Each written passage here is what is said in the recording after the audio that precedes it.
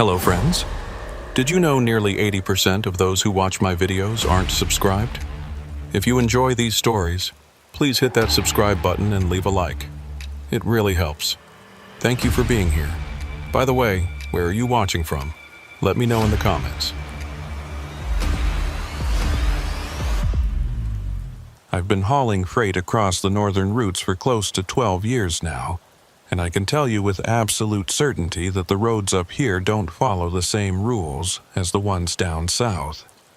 There's something about the way darkness settles over these highways, something that makes a man question whether he's still driving through the same world he woke up in that morning. My name's Cole Briggs, and what happened to me on the White Horse Run in February of last year still keeps me up at night, staring at my ceiling, wondering if I ever really made it back at all. On paper, the load was quite easy. I was going to transport industrial equipment from Dawson Creek to Whitehorse, a route I had probably traveled many times before. The dispatcher, a man named Rick who worked the night shift while I was driving, gave me the usual information. A 16-hour drive, weather conditions at minus 38 degrees, highway conditions moderate. There was nothing I hadn't handled before. I had finished loading the previous afternoon, double-checked my chains, made sure my diesel fuel wouldn't freeze in the cold, and hit the road around 3 in the afternoon, just as the sun began to set early in the winter. The first few hours were uneventful in that particular way. Northern drives always are. The highway stretched out ahead of me like a gray ribbon laid across an endless white tablecloth.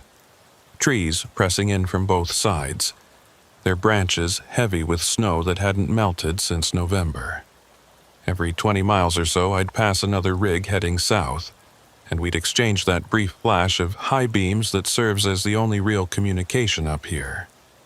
The radio kept me company for a while, some talk show out of Prince George discussing hockey scores and weather patterns, but the signal started breaking up around mile marker 287, dissolving into static that sounded almost like whispering if you listened to it long enough. I'd been driving for about 6 hours when I noticed the first oddity, though at the time I didn't think much of it.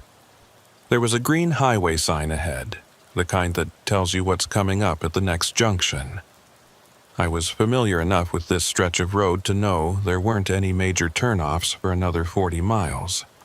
But as my headlights swept across it, I could clearly read "Crossroads, 2 miles," printed in white reflective letters. I frowned at that, trying to remember if they'd added a new service road or logging route since my last trip through. The northern highways change sometimes, new resource roads appearing overnight as companies push deeper into the wilderness. So it wasn't impossible. 2 miles later, I was watching for the turnoff, but there was nothing. The highway continued its straight path through the darkness. The same unbroken line of trees on both sides, no indication that any road had ever branched off from this spot.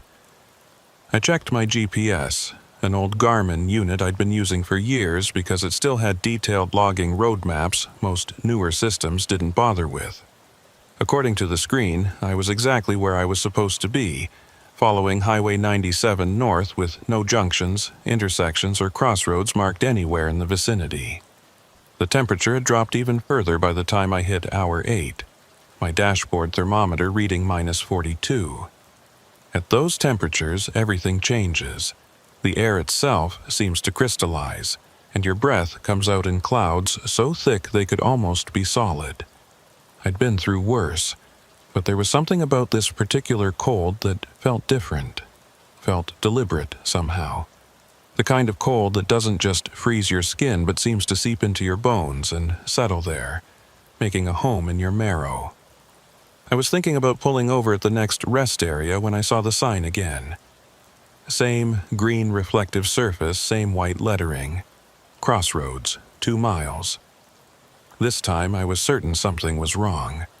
I'd been watching the road carefully, and I knew for a fact I hadn't passed any crossroads the first time.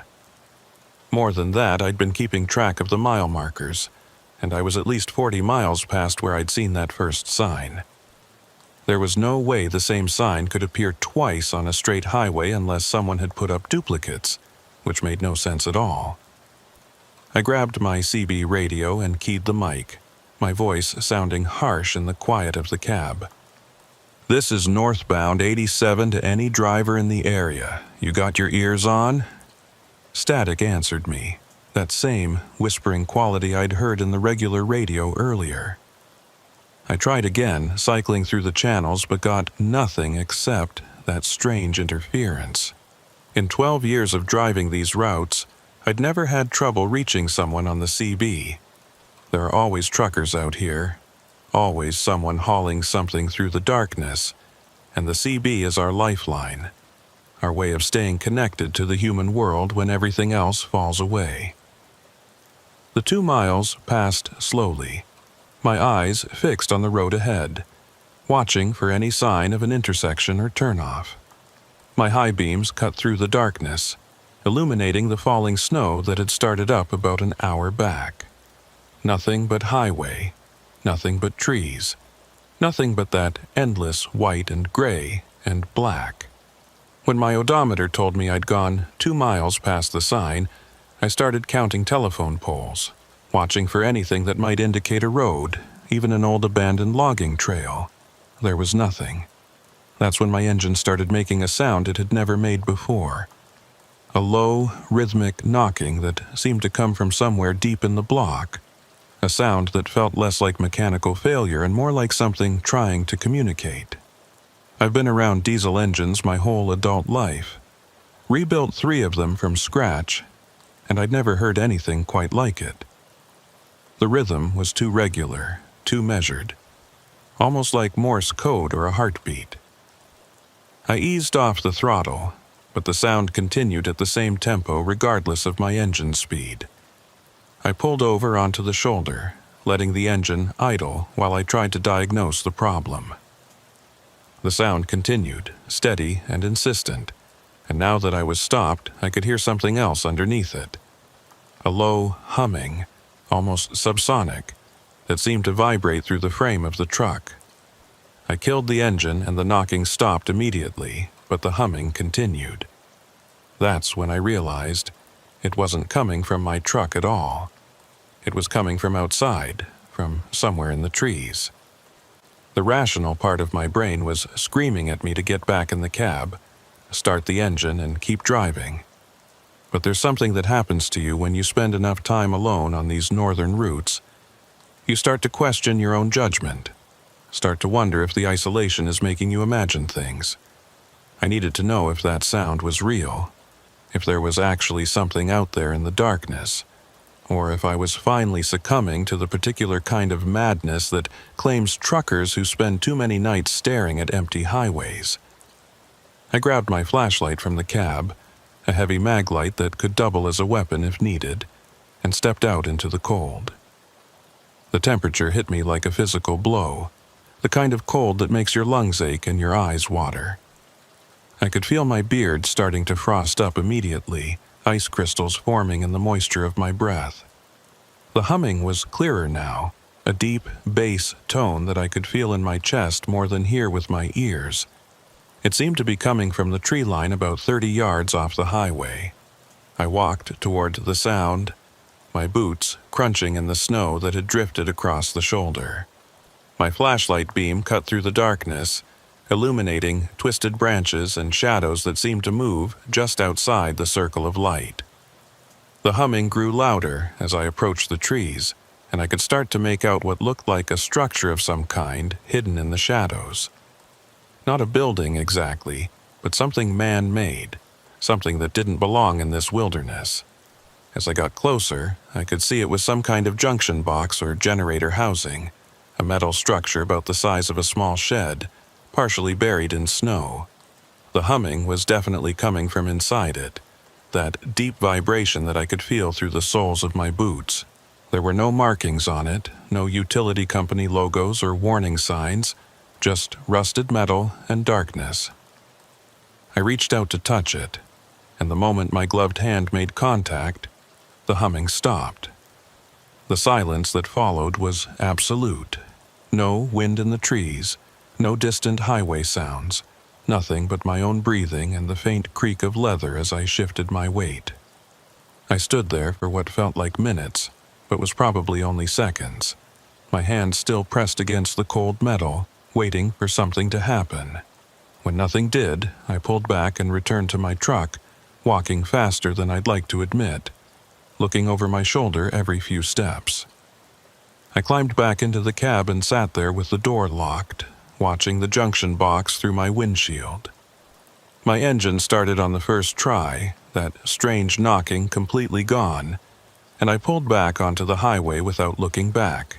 But as my truck began to move, I saw something in my side mirror that made my blood freeze. There was a figure standing next to the junction box, a dark silhouette against the snow, completely motionless. It might have been a tree, might have been a trick of the shadows, but I don't think it was. The next 40 miles passed in a blur of snow and darkness and growing unease. I kept checking my mirrors, expecting to see headlights behind me or that figure somehow keeping pace with my truck, but there was nothing. The CB continued to produce only static, and my cell phone showed no signal, which wasn't unusual this far north but felt particularly isolating tonight.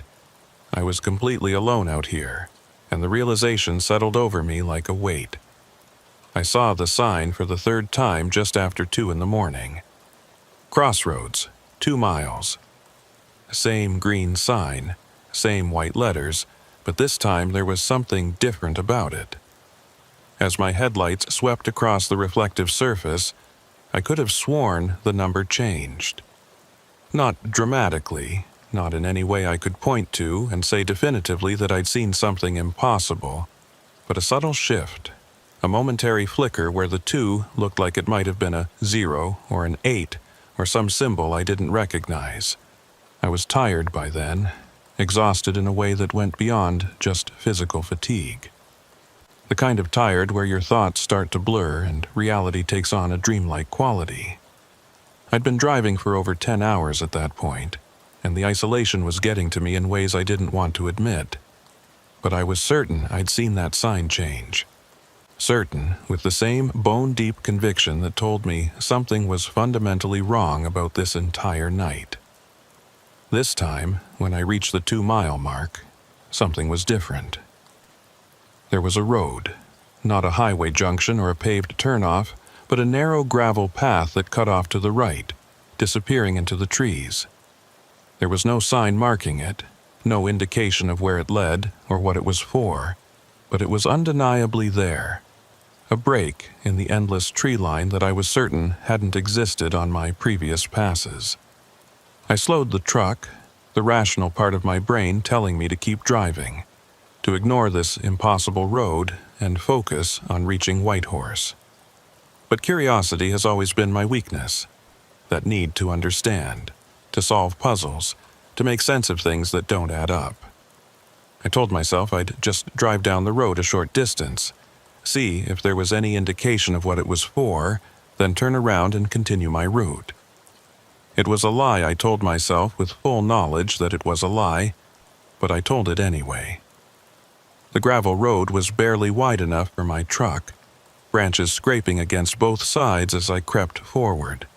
My headlights revealed a path that looked like it hadn't been maintained in decades.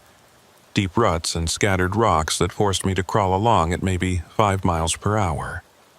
I drove for what felt like hours but was probably only 10 or 15 minutes, the trees pressing in closer with each passing moment. Then the road opened up into a clearing, and I saw it.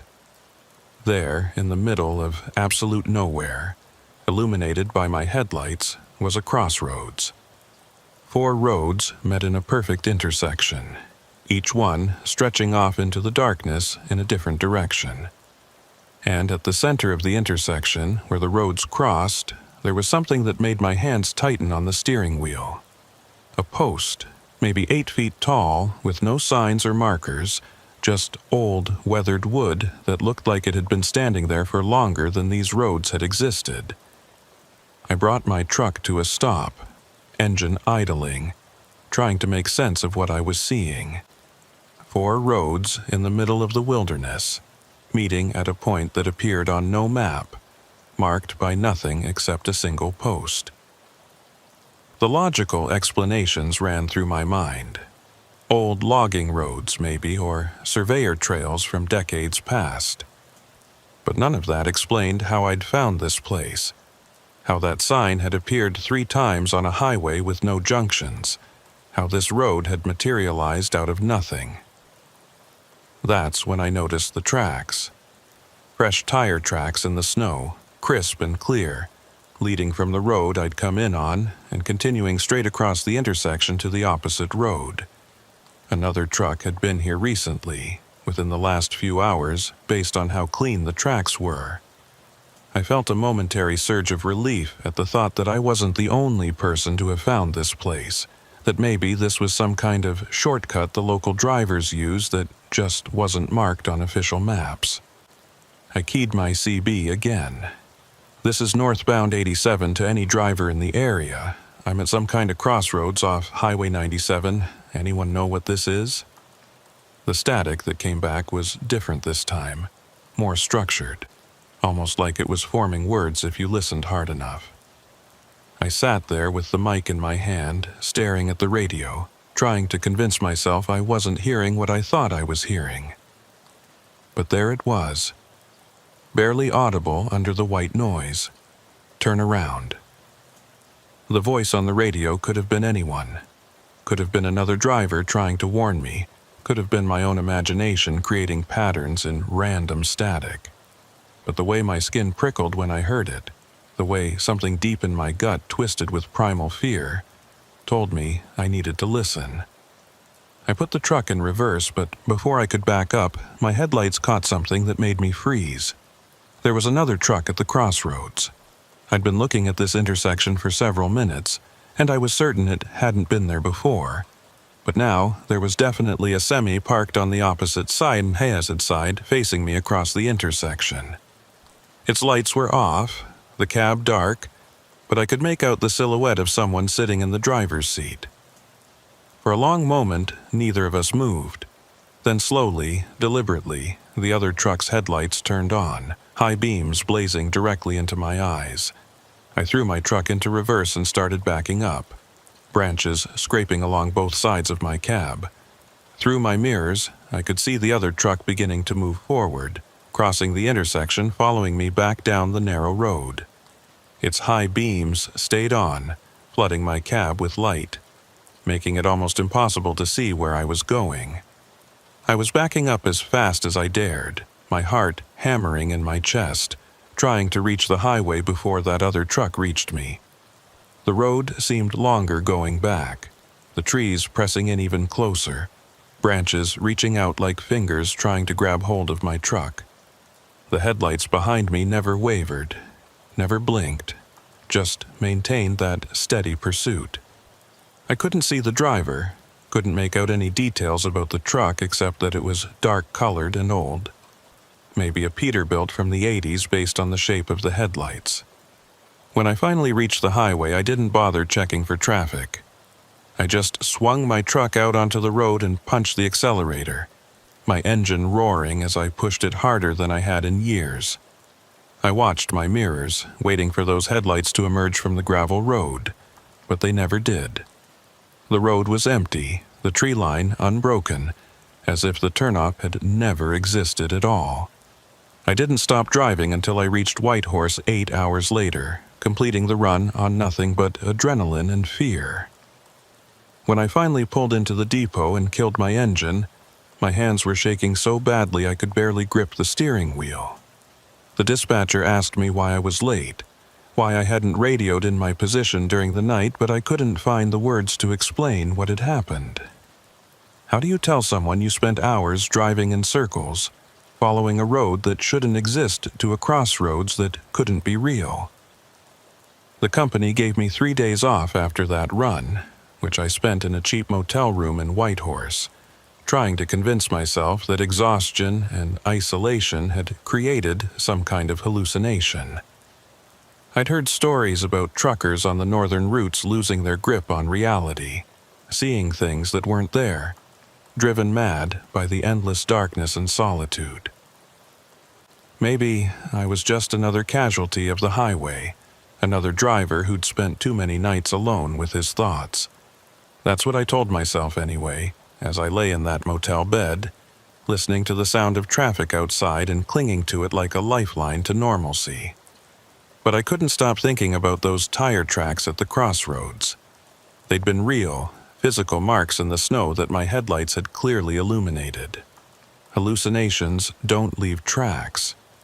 Exhaustion doesn't create roads where none existed before. Something had happened out there on that highway, something I couldn't explain with logic or reason or any of the comfortable lies I tried to tell myself. I spent most of the second day at a local diner, drinking coffee and talking to other drivers who frequented the northern routes. Most of them had stories about strange things they'd seen, lights in the sky or weird sounds on their CB radios, but nothing quite like what I'd experienced. There was one older driver, though, a man named Dale Winters, who'd been hauling freight through the north for close to 30 years. When I mentioned the crossroads, his expression changed, and he went quiet for a long moment before speaking. "How many times did you see the sign?" he asked, his voice low. I told him 3 times, and he nodded slowly, like I'd confirmed something he'd suspected. "You're lucky you turned around when you did," he said. "I've heard stories about those crossroads. Nobody who's gone through that intersection has ever been heard from again. Their trucks turn up eventually, always at some rest stop or depot, perfectly intact, but the drivers are just gone." I asked him if he'd ever seen the crossroads himself, and he shook his head. "Never seen it, but I've seen the sign. Twice over the years. Both times I kept driving, didn't turn off the highway, and both times I made it to my destination without incident. It's like the road is testing you, seeing if you'll follow it. Most drivers are smart enough to ignore it, but some aren't. Curiosity kills more than cats, if you know what I mean." We talked for another hour, Dale sharing other stories about the northern routes, warning signs that drivers had learned to recognize over the years. Certain rest areas where trucks would break down for no mechanical reason. Stretches of highway where CB radios only picked up static, no matter what channel you tried. Places where the temperature would drop 30 degrees in the span of a mile, then return to normal just as quickly. The North was full of oddities, he said, full of places where the normal rules didn't quite apply. When I left the diner, I felt both better and worse. Better because I now knew I wasn't the only one who'd encountered something strange on these highways. Worse because Dale's story suggested that what I'd experienced wasn't an isolated incident, but part of some larger pattern, some fundamental strangeness that permeated the northern routes. And the fact that other drivers had vanished after going through that intersection made my own escape feel less like luck and more like a temporary reprieve. I picked up my next load on the 4th day, a straightforward haul from Whitehorse down to Fort Nelson. The route took me back along Highway 97, the same stretch of road where I'd seen that first sign, and I'd be lying if I said I wasn't nervous about it. But the company needed drivers, and I needed the money, and sitting around in motel rooms wasn't going to pay my bills or answer any of the questions that kept circling through my mind. The drive started normal enough. Clear skies, decent road conditions, temperature holding steady around -30. I passed several other trucks heading north, and the CB was active with the usual chatter about weather and road conditions and where to find the best coffee. Everything was exactly as it should be, exactly as I'd driven this route dozens of times before. But I couldn't shake the feeling that something was waiting for me out there in the darkness, that the crossroads wasn't finished with me yet. Around hour 5, just as the sun was setting and the highway was being swallowed by darkness, my CB radio crackled to life with a voice I didn't recognize. "Northbound 87, this is southbound 43, you got your ears on?" I grabbed the mic and responded, confirming my call sign. relieved to have some human contact. The voice on the other end sounded strained, worried. "Listen, I'm about 40 miles north of your position, and I'm seeing some weird stuff on the highway. Signs that don't match my maps, roads that shouldn't be there. You seeing anything like that?" I felt my stomach drop. Another driver experiencing the same things I had. I asked him to describe what he was seeing, and he told me about a green reflective sign advertising a crossroads 2 miles ahead, even though his GPS showed no junctions in the area. I told him to keep driving, to ignore the sign and stay on the main highway no matter what he saw. There was a long pause on the other end, filled only with static before he responded. Too late for that. I already turned off. I'm on some kind of gravel road now, heading into the trees. I think I see something up ahead.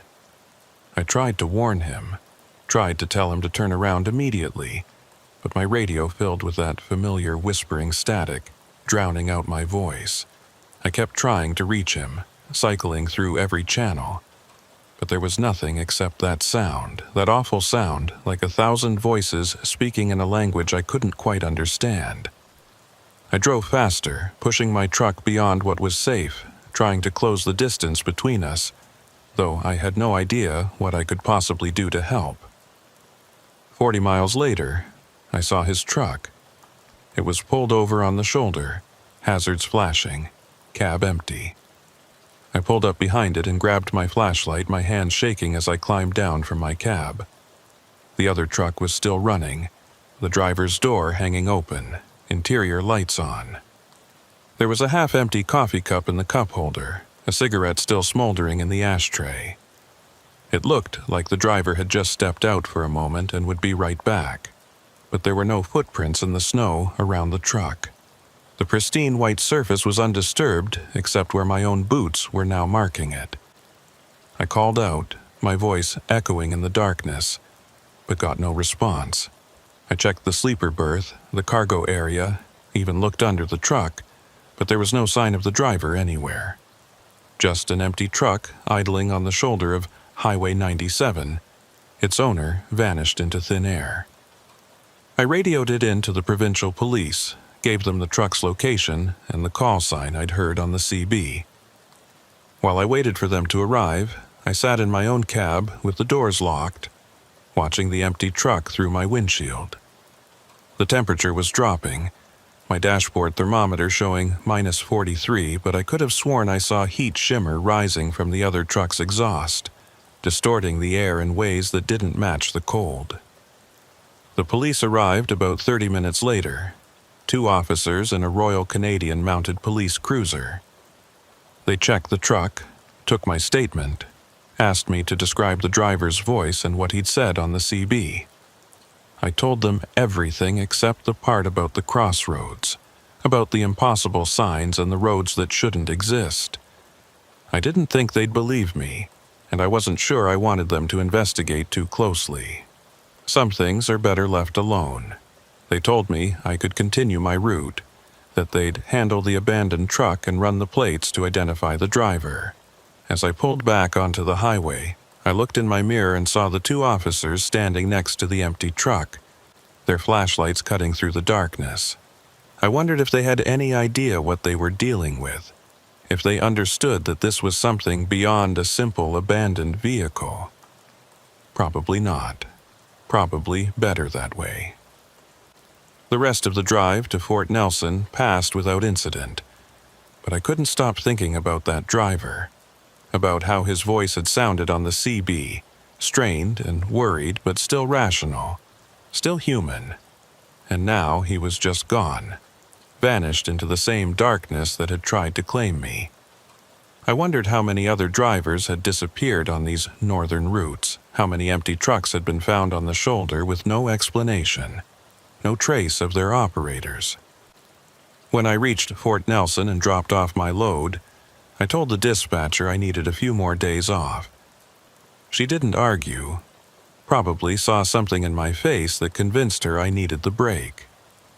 I checked into another motel, this one even cheaper than the one in Whitehorse, and spent 2 days just sitting in my room, trying to make sense of what was happening. But the more I thought about it, the less sense it made, and I started to wonder if sense had anything to do with it at all. On the third day, I drove to the local library and started researching the history of Highway 97. I found articles about its construction in the 40s, stories about early truckers who'd pioneered the route, accounts of accidents and weather-related closures. But I also found something else, buried in old newspaper archives from the 50s and 60s. There were multiple reports of drivers going missing on the northern stretch of the highway, their trucks found abandoned with no sign of struggle or foul play. The articles called it the Highway 97 mystery, and authorities at the time had blamed everything from wild animal attacks to Soviet agents to simple drivers walking away from their rigs. But one article, from 1963, mentioned something that made my blood run cold. A driver who'd survived claimed he'd been following strange signs that appeared on the highway, advertising a crossroads that didn't exist on any map. He'd turned onto a gravel road and driven for miles before realizing something was wrong and managing to turn around. When he reported his experience to the police, they'd dismissed it as exhaustion-induced hallucination. 3 days later, he'd disappeared on another run, his truck found idling on the shoulder with no trace of him anywhere. I made copies of every article I could find, filling a folder with accounts of disappearances and strange occurrences along Highway 97. Most of them were from decades past, but there were more recent reports too, including one from just last year about a driver who'd radioed in that he was seeing impossible things on the highway. His transmission had cut off mid-sentence, and his truck was never found. That night, I lay in my motel room with those articles spread out on the bed around me, trying to find a pattern, some explanation that would make sense of it all. But there was no pattern except the highway itself, that long ribbon of asphalt cutting through the northern wilderness, a boundary between the normal world and something else. And the crossroads seemed to be the heart of it, the place where whatever existed out there in the darkness could reach through and pull drivers into its realm. I realized I had a choice to make. I could quit trucking, find some other line of work, abandon these northern routes and try to forget everything I'd seen. Or I could continue driving, knowing that the crossroads was still out there, still waiting, still showing itself to drivers who were unlucky enough to see those signs. The smart choice was obvious, but I've never been particularly smart about these things. I'd been driving trucks for 12 years, and the northern routes were the only life I knew. More than that, I couldn't shake the feeling that walking away would be a kind of surrender, an admission that I was too afraid to face whatever existed out there in the darkness. And I'd never been good at backing down from anything, even when I probably should. So I made my decision, told myself I'd be more careful, that I wouldn't turn off the highway no matter what signs I saw or voices I heard on the CB. It was a promise I knew I might not be able to keep, but I made it anyway. I picked up another load, heading north 2 days later. Back to Whitehorse, the same route where all of this had started. The same stretch of highway where the crossroads waited for drivers foolish enough to follow its signs. The dispatcher asked me if I was sure I wanted this run, said she could assign it to someone else if I needed more time off, but I told her I was fine, that I was ready to get back on the road. Another lie, but one that felt necessary. The first few hours of the drive were tense, my eyes constantly scanning the roadside for any sign of that green reflective marker. Every mile marker I passed felt like a small victory, another bit of distance between me and the possibility of seeing those signs again. The CB chatter was normal, other drivers talking about load weights and fuel prices and complaining about the cold. Everything was exactly as it should be, and I started to relax slightly, started to think that maybe I'd be okay. Then, around hour 7, as full darkness settled over the highway and the temperature dropped to -45, I saw it. Not the sign this time, but something else. There was a rest area ahead, one of those basic pull-off spots with a couple of picnic tables and an outhouse. I'd stopped there before on previous runs, used the facilities and stretched my legs before continuing on. But something about it looked wrong tonight, though I couldn't immediately identify what. As I got closer, I realized what it was. The rest area was full of trucks. At least a dozen semis parked in neat rows, their cabs dark. No lights or signs of activity anywhere. It was the middle of the night on one of the loneliest stretches of highway in North America, and this rest area looked like a busy truck stop at rush hour. But there were no drivers visible, no movement anywhere. Just all these trucks sitting silent in the darkness. I slowed down, debating whether to stop and investigate or just keep driving. The rational part of my brain was screaming at me to keep moving, to put as much distance between myself and this place as possible. But I couldn't shake the image of all those empty trucks, couldn't stop wondering if their drivers had all seen the same signs I had, if they'd all followed those gravel roads to the crossroads and never made it back. I pulled into the rest area, my headlights sweeping across the parked trucks. They were all different makes and models, different companies, different provinces on their plates. Some looked new. Others were older models that had probably been on the road for decades. But they all had one thing in common. They were completely empty, their cabs dark and silent. I counted 14 trucks total, arranged in 2 neat rows, and not a single one showed any sign of recent occupation. I grabbed my flashlight and climbed down from my cab, the cold hitting me like always, making my lungs ache and my eyes water. I approached the nearest truck, a red Freightliner with Manitoba plates, and shined my light through the driver's side window. The cab was empty, but there were personal items scattered around. A jacket draped over the passenger seat, a thermos in the cup holder, a photo taped to the dashboard showing a woman and 2 kids. It looked like the driver had just stepped away for a moment. I checked 3 more trucks, and they were all the same. Personal belongings, signs of recent occupation, but no drivers anywhere. The doors were all locked, the keys presumably still in the ignitions, though I couldn't see them from outside. It was like all these drivers had simply vanished from their cabs simultaneously, leaving their trucks and their lives behind. That's when I heard it. The humming. That same deep bass tone I'd heard at the junction box, vibrating through the ground and up through my bones. It was coming from the tree line behind the rest area, and as I turned my flashlight toward the sound, I saw something that made me take an involuntary step backward. There was a path leading into the trees, a narrow trail that definitely hadn't been there on my previous stops at this rest area. And at the mouth of the trail, barely visible in the beam of my flashlight, was another one of those green reflective signs. I didn't need to walk closer to read it. I knew what it said: Crossroads. The sign was here, waiting for me, showing me another path to that impossible intersection. And I suddenly understood what had happened to all these drivers. They'd stopped at this rest area, seen the sign, followed the path into the trees, and they'd never come back. I turned and walked quickly back to my truck, my hand shaking as I fumbled with the door handle. I climbed into the cab and locked the doors, my heart pounding in my chest. I should have left immediately, should have started my engine and gotten back on the highway, but I sat there for a moment, staring at that path through my windshield.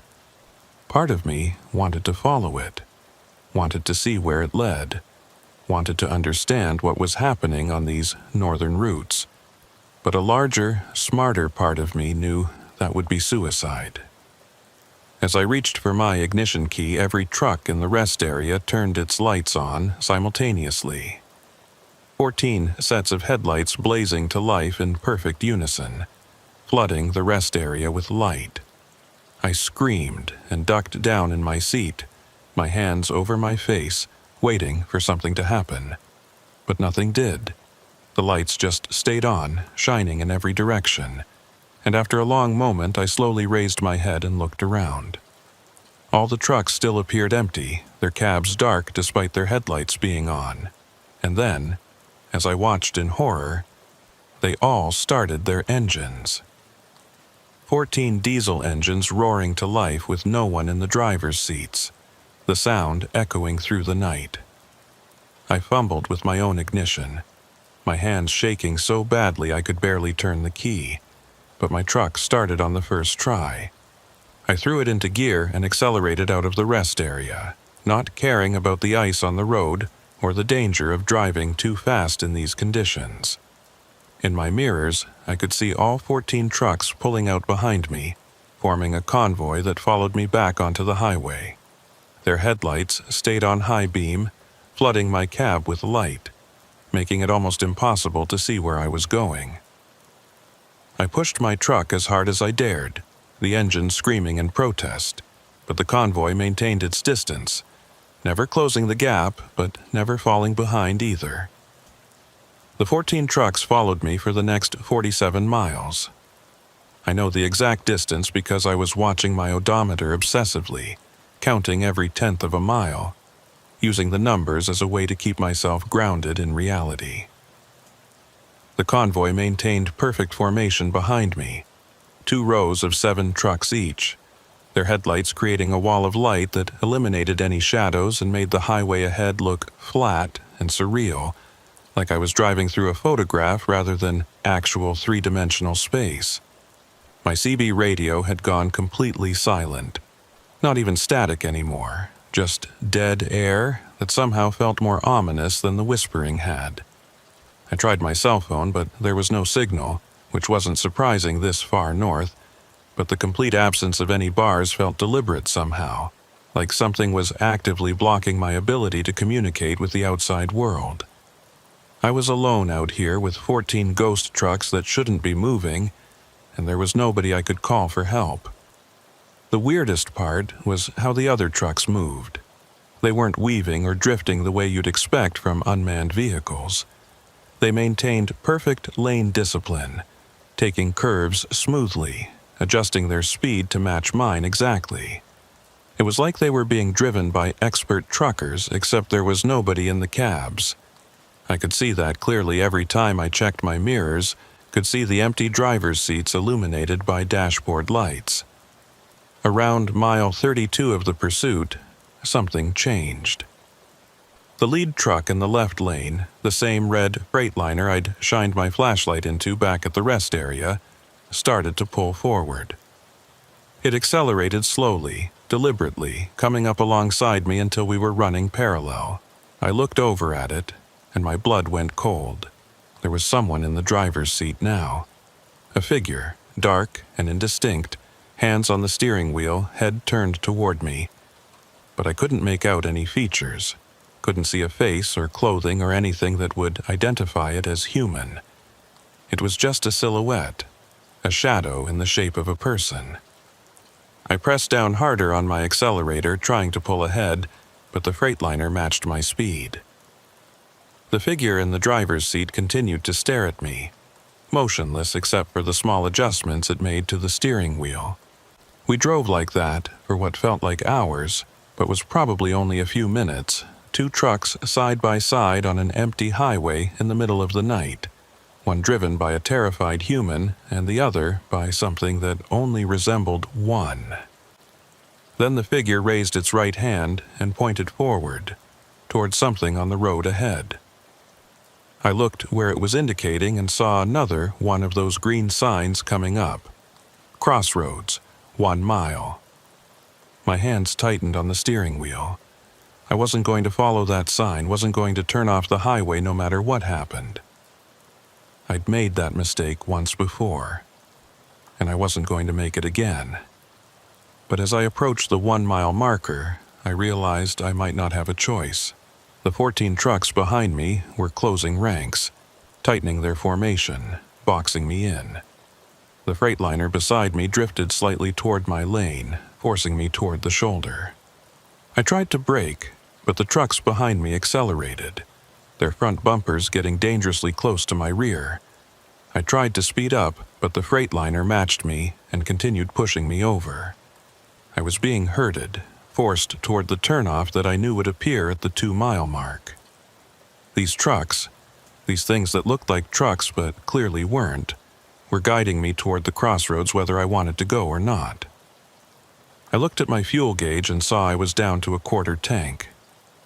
I'd been planning to fuel up in Fort Nelson, but that was still 3 hours away, and I wasn't going to make it with these trucks forcing me to maintain high speed. That's when I saw the other sign, a small brown marker that indicated a maintenance road coming up in half a mile. It was the kind of road used by highway crews to access remote sections for repairs, usually gated and locked, but it represented my only chance to break free from this convoy. I waited until the last possible moment, then yanked my steering wheel hard to the right, taking the maintenance road turnoff at a speed that made my truck lean dangerously. The convoy didn't follow. They continued straight on the highway, maintaining their formation, and within seconds they disappeared from view. I slowed my truck to a crawl, my hands shaking on the steering wheel, my breath coming in short gasps. I'd escaped, at least temporarily, but I had no idea where this maintenance road led or if it would even get me back to the highway. The road was unpaved and poorly maintained, full of potholes and washouts that forced me to creep along at maybe 10 miles per hour. My headlights revealed nothing but trees on both sides, dense forest that seemed to press in closer the further I drove. I kept checking my mirrors, expecting to see those headlights reappear behind me, but there was nothing except darkness. I'd been on the maintenance road for about 20 minutes when I noticed something odd about the trees. They were all leaning at the same angle, like they'd been pushed by some massive wind and frozen in that position. The angle was slight enough that I might not have noticed it in daylight, but my headlights cast long shadows that made it obvious, and they were all leaning toward the road, toward me, like they were trying to reach across the narrow gap and touch my truck.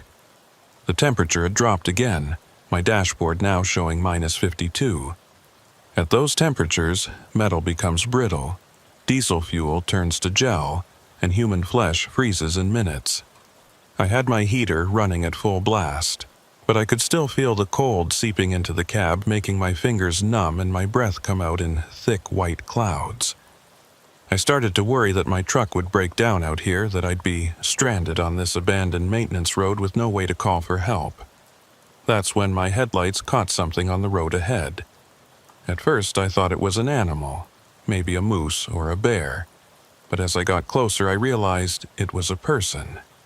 They were standing in the middle of the road, facing away from me, completely motionless. I slowed to a stop about 30 feet away, and sat there with my engine idling, trying to decide what to do. The figure was wearing what looked like old trucker gear, a heavy winter coat and work boots, but something about their posture was wrong. They stood too straight, too rigid, like a statue rather than a living person. I honked my horn, and the sound echoed through the trees, but the figure didn't move. I honked again, longer this time, but got the same non-response. I was debating whether to turn around and try to find another route when the figure slowly began to turn toward me. The movement was wrong, mechanical, like they were pivoting on a fixed axis rather than naturally turning their body. And as they completed the rotation and faced my truck, I saw why their posture had seemed off. They had no face. Where there should have been eyes and a nose and a mouth, there was just smooth, blank skin, like an unfinished sculpture. I threw my truck into reverse and backed up as fast as I dared, not caring about the potholes or the risk of sliding off the road. The faceless figure didn't follow, just stood there in the beam of my headlights, watching me with eyes that didn't exist. I reversed for maybe a quarter mile before finding a spot wide enough to turn around, and then I drove back the way I'd come, pushing my truck to its absolute limit on the terrible road. When I reached the junction with the highway, I sat there for a long moment, trying to decide which direction to turn. North would take me back toward the convoy, toward that stretch of highway where the crossroads sign would be waiting. South would take me away from my destination, away from the load I was supposed to deliver, but it would also take me away from whatever was hunting me on these roads. I turned south. I'd lost loads before, and I could deal with whatever consequences came from abandoning this run. What I couldn't deal with was the certainty that if I continued north, if I saw that crossroads sign again, I wouldn't have the strength to ignore it. Something was pulling me toward that intersection, some force that grew stronger every time I encountered it, and I knew that if I gave in, if I followed those signs one more time, I wouldn't be coming back. I drove south for 6 hours straight, ignoring the growing fatigue and the pain in my lower back from sitting in the same position. I passed Fort Nelson without stopping, past every rest area and pull-off. Didn't even slow down for the small towns along the way. I just drove, putting as much distance as I could between myself and that stretch of highway where the crossroads waited. The sun came up around hour 4, and I'd never been so relieved to see daylight. The world looked normal again, highway and trees and distant mountains painted in shades of gray and white and blue. Other trucks appeared on the road, heading north with their loads, and I felt an overwhelming urge to warn them, to tell them about the crossroads and the signs and the convoy of ghost trucks. But I knew how it would sound, knew they'd think I'd lost my mind or been driving too long without sleep. I finally stopped in a town called Chetwynd, found a cheap motel and crashed for 14 hours straight. When I woke up, it was night again, and for a moment I panicked, thinking I was still out there on the highway, still being pursued by those empty trucks. But I could hear traffic outside my window, could see streetlights and neon signs, all the comfortable proof of civilization and normalcy. I was safe, at least for now. I called the company the next day and told them I'd had mechanical trouble, that I'd been forced to abandon the load and would need a few days to get my truck repaired.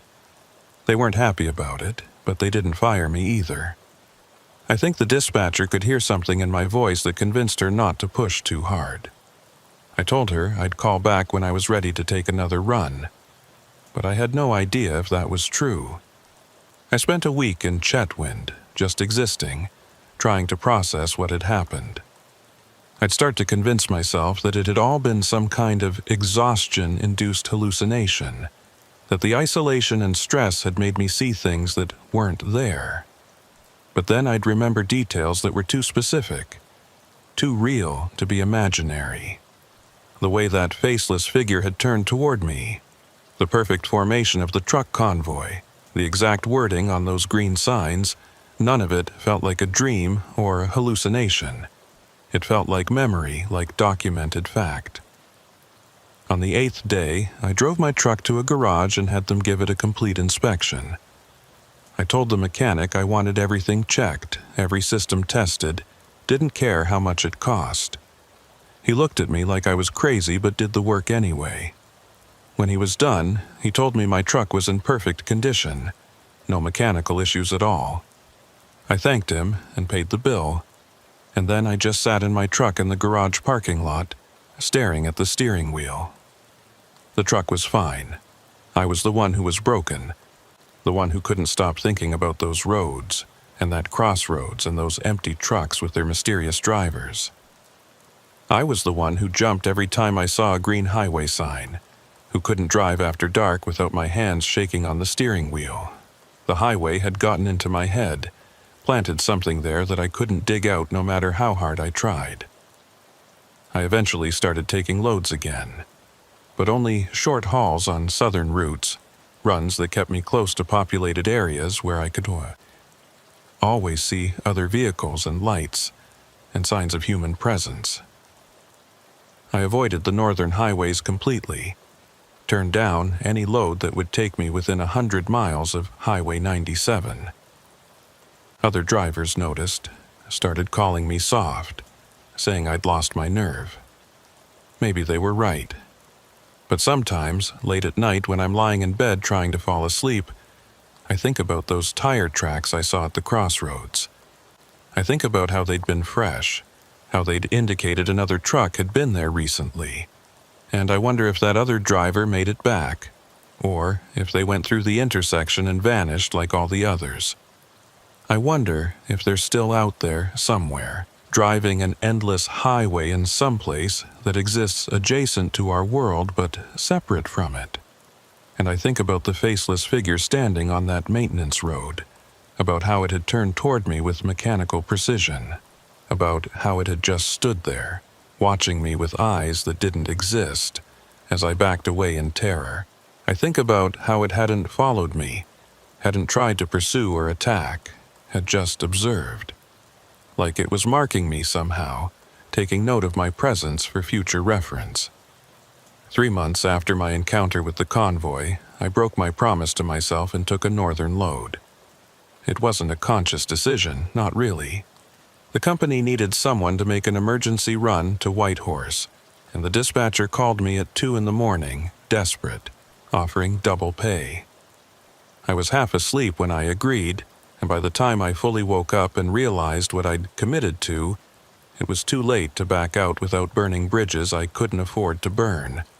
So I found myself loading up a trailer full of construction equipment, running through my pre-trip checklist with hands that shook just enough to be noticeable. It was late October, the first real cold snap of the season, with temperatures already dropping into the -30s at night. The weather forecast called for clear skies, good road conditions, all the comforting lies that meteorologists tell truckers who have to drive through regions where weather is less a forecast and more a suggestion. I told myself this run would be different. I'd stay on the main highway, wouldn't investigate any strange signs or sounds, wouldn't stop except for fuel and legally required breaks. I'd drive straight through, deliver my load, and get back to the southern routes as quickly as possible. It was a simple plan, and I repeated it to myself like a mantra as I pulled out of the depot just after 4 p.m., the sun already setting in that abbreviated way it does in northern latitudes during fall. The first 8 hours were uneventful. I passed Fort Nelson around midnight, fueled up, and continued north. The CB was active with normal chatter. Other drivers talking about hockey scores and complaining about the cold. I participated when they addressed me directly, kept my responses short and professional, didn't mention anything about crossroads or ghost convoys or faceless figures. Just another trucker making another run, nothing unusual about it at all. But around hour 10, as I approached the section of Highway 97, where I'd first seen that sign back in February, I started feeling it. A pull, an attraction. Like there was a magnet somewhere off the highway drawing me toward it. It was subtle at first, just a slight urge to drift right, to let my truck veer toward the shoulder. I corrected my steering and shook my head, trying to clear it, telling myself it was just fatigue, just my imagination creating patterns where none existed. The pull got stronger. With every mile I drove, the attraction intensified, until I was gripping the steering wheel with both hands, actively fighting to keep my truck moving in a straight line.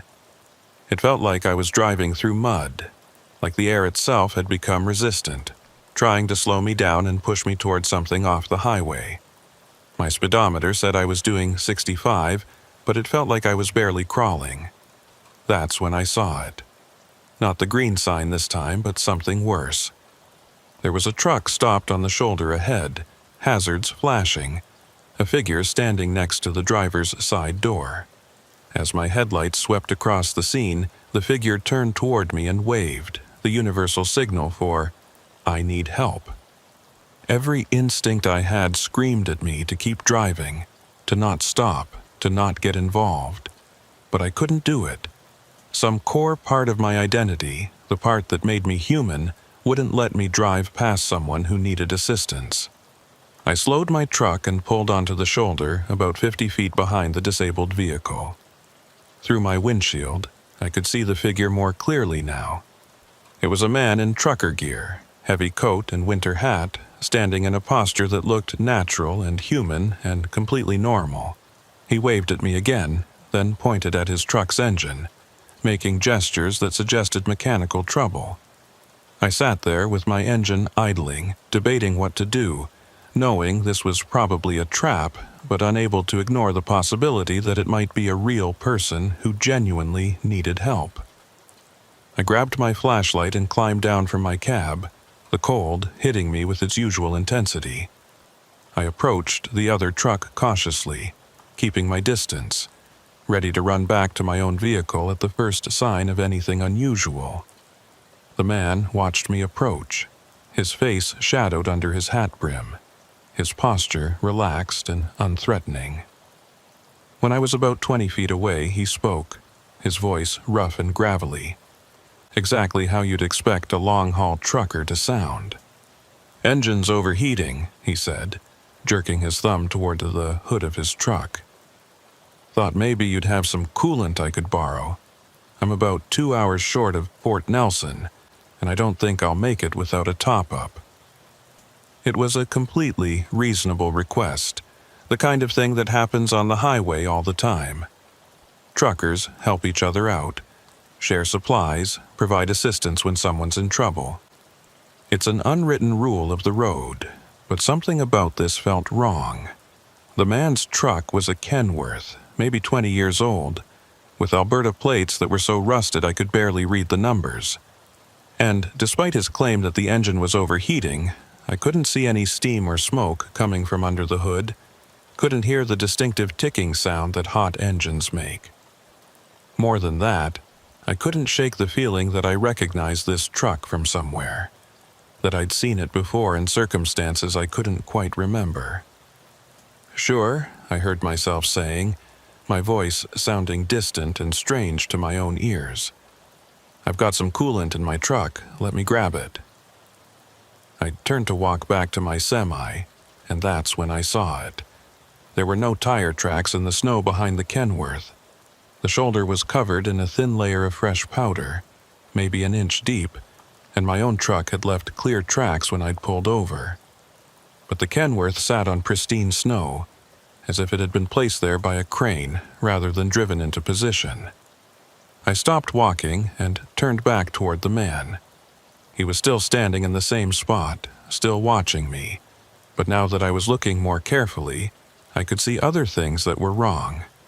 He cast no shadow, even though my truck's headlights were shining directly on him. His breath didn't come out in visible clouds, even though the temperature was -38. And now that I was paying attention, I realized he wasn't blinking. He just stood there with his eyes fixed on me, unmoving, waiting. "Who are you?" I asked, my hand tightening on my flashlight. The man tilted his head slightly and I heard a sound like creaking metal, like rusted hinges protesting movement. "I'm a trucker," he said. His voice still rough and gravelly, but now with an undertone that didn't sound quite human. "Same as you, just trying to get where I'm going, just trying to complete my run." I backed away slowly, keeping my eyes fixed on him, moving toward my truck. He didn't follow, didn't move at all, just stood there watching me with those unblinking eyes. When I reached my cab, I climbed in and locked the doors, my hands shaking so badly I could barely work the locks. I looked through my windshield, and the man was gone. Not walked away, not gotten back in his truck, just gone. And the Kenworth was still sitting there, hazards still flashing, completely empty. I should have driven away right then, should have started my engine and gotten back on the highway and never looked back. But I didn't, because as I sat there staring at the empty truck, I finally remembered where I'd seen it before. It was one of the 14 trucks from the rest area, one of the vehicles in that ghost convoy that had pursued me 3 months ago. And that meant the man I'd just been talking to was one of the disappeared, one of the drivers who'd followed the signs to the crossroads and never made it back. The pull I'd been feeling intensified suddenly, becoming almost unbearable. It was like someone had wrapped a cable around my chest and was reeling me in, dragging me toward something just off the highway. I looked to my right and saw what I'd been dreading. A narrow opening in the tree line, a path that definitely hadn't been there before, and at its entrance, a green reflective sign that I knew would read, Crossroads. I tried to start my engine, but my hands wouldn't cooperate. They moved to the ignition, turned the key, but there was no strength in them, no control. It was like I was watching someone else operate my body, some puppet master pulling strings I couldn't see. The engine turned over once, twice, then died. I tried again, and the same thing happened. My truck, which had been running perfectly fine 30 seconds ago, wouldn't start. The path was calling to me. Not literally, not with words or sounds, but with something deeper and more fundamental than language. It was promising me answers, understanding, an end to the confusion and fear that had plagued me since my first encounter with the crossroads. All I had to do was get out of my truck, walk down that path, and find the intersection where everything would finally make sense. My hand reached for the door handle, and I watched it move like it belonged to someone else. The logical part of my brain was screaming, telling me to stop, to fight this compulsion, to do anything except what I was about to do. But the pull was too strong, the attraction too powerful. I'd been resisting it for months, and I was tired of fighting. Maybe it would be a relief to finally give in, to see where that path led and what waited at its end. The door opened, and cold air flooded into the cab. I stepped down onto the shoulder, my boots crunching in the snow, and started walking toward the path. Each step felt lighter than the last, like I was shedding weight with every movement. The fear that had been my constant companion for months was fading, replaced by a strange sense of anticipation, almost excitement. I was finally going to see it, finally going to understand what all of this meant. I reached the entrance to the path and paused, looking back at my truck one last time. It sat there on the shoulder, hazards flashing, driver's door hanging open, looking exactly like all those other abandoned trucks I'd seen. In some distant part of my mind, I understood that I was making the same choice all those other drivers had made, that I was becoming another disappearance, another mystery on Highway 97. But that understanding felt academic, unimportant, like it was happening to someone else. The path stretched out before me, disappearing into darkness between the trees. I could see another one of those green signs about 50 yards ahead, and beyond it, what might have been a faint glow, like distant headlights or dawn breaking in the wrong direction. I took a step forward, then another, feeling the pull intensify with each movement. It was almost painful now, this attraction, like my entire being was being stretched toward something just out of sight. And then I heard it. A voice on my CB radio, distant and crackling with static, but unmistakably real. Northbound 87. This is southbound 29. Do you copy? I stopped walking, the pull on me loosening slightly. The voice continued, more urgent now. Northbound 87. If you can hear this, do not leave your truck. Stay on the highway. The path is not what you think it is. I turned and looked back at my truck. At the CB radio, I could see through the open door. The rational part of my brain surged back to life, fighting against the compulsion that had nearly controlled me completely. This was real. This voice on the radio. Another driver trying to warn me the same way I'd tried to warn that other trucker 3 months ago. And if they were warning me, that meant they knew something, had seen something that I needed to hear. I took a step back toward my truck, and the pull resisted, trying to hold me in place. But now that I was fighting it consciously, aware of what it was doing, I found I had some measure of control. I took another step, then another, each one harder than the last, like I was walking through water that grew thicker and more resistant with every movement. The CB continued to crackle, the voice still calling my signal, giving me something to focus on, something to anchor myself to. When I reached my truck, I grabbed the door frame and pulled myself into the cab, slamming the door shut behind me. Immediately, the pull released, and I gasped like I'd been holding my breath underwater. I grabbed the CB mic with shaking hands and keyed it. "This is northbound 87, I copy. Who is this?" Static answered me for a long moment, and I started to think I'd imagined the voice entirely, but then it came back, clearer now. "Doesn't matter who I am. What matters is you're still in your truck. Now start your engine and get back on the highway. Don't look at the path. Don't think about where it leads. Just drive." I turned my ignition key, and my engine roared to life on the first try, like it had never failed. I put the truck in gear and pulled back onto the highway, accelerating hard, needing to put distance between myself and that path. As I drove away, I looked in my mirror and saw the Kenworth was gone, the shoulder empty except for my tire tracks, and the path between the trees had vanished, the tree line unbroken and solid. "Thank you," I said into the CB, but there was no response, just static. I tried calling out several more times over the next hour, but the voice never came back.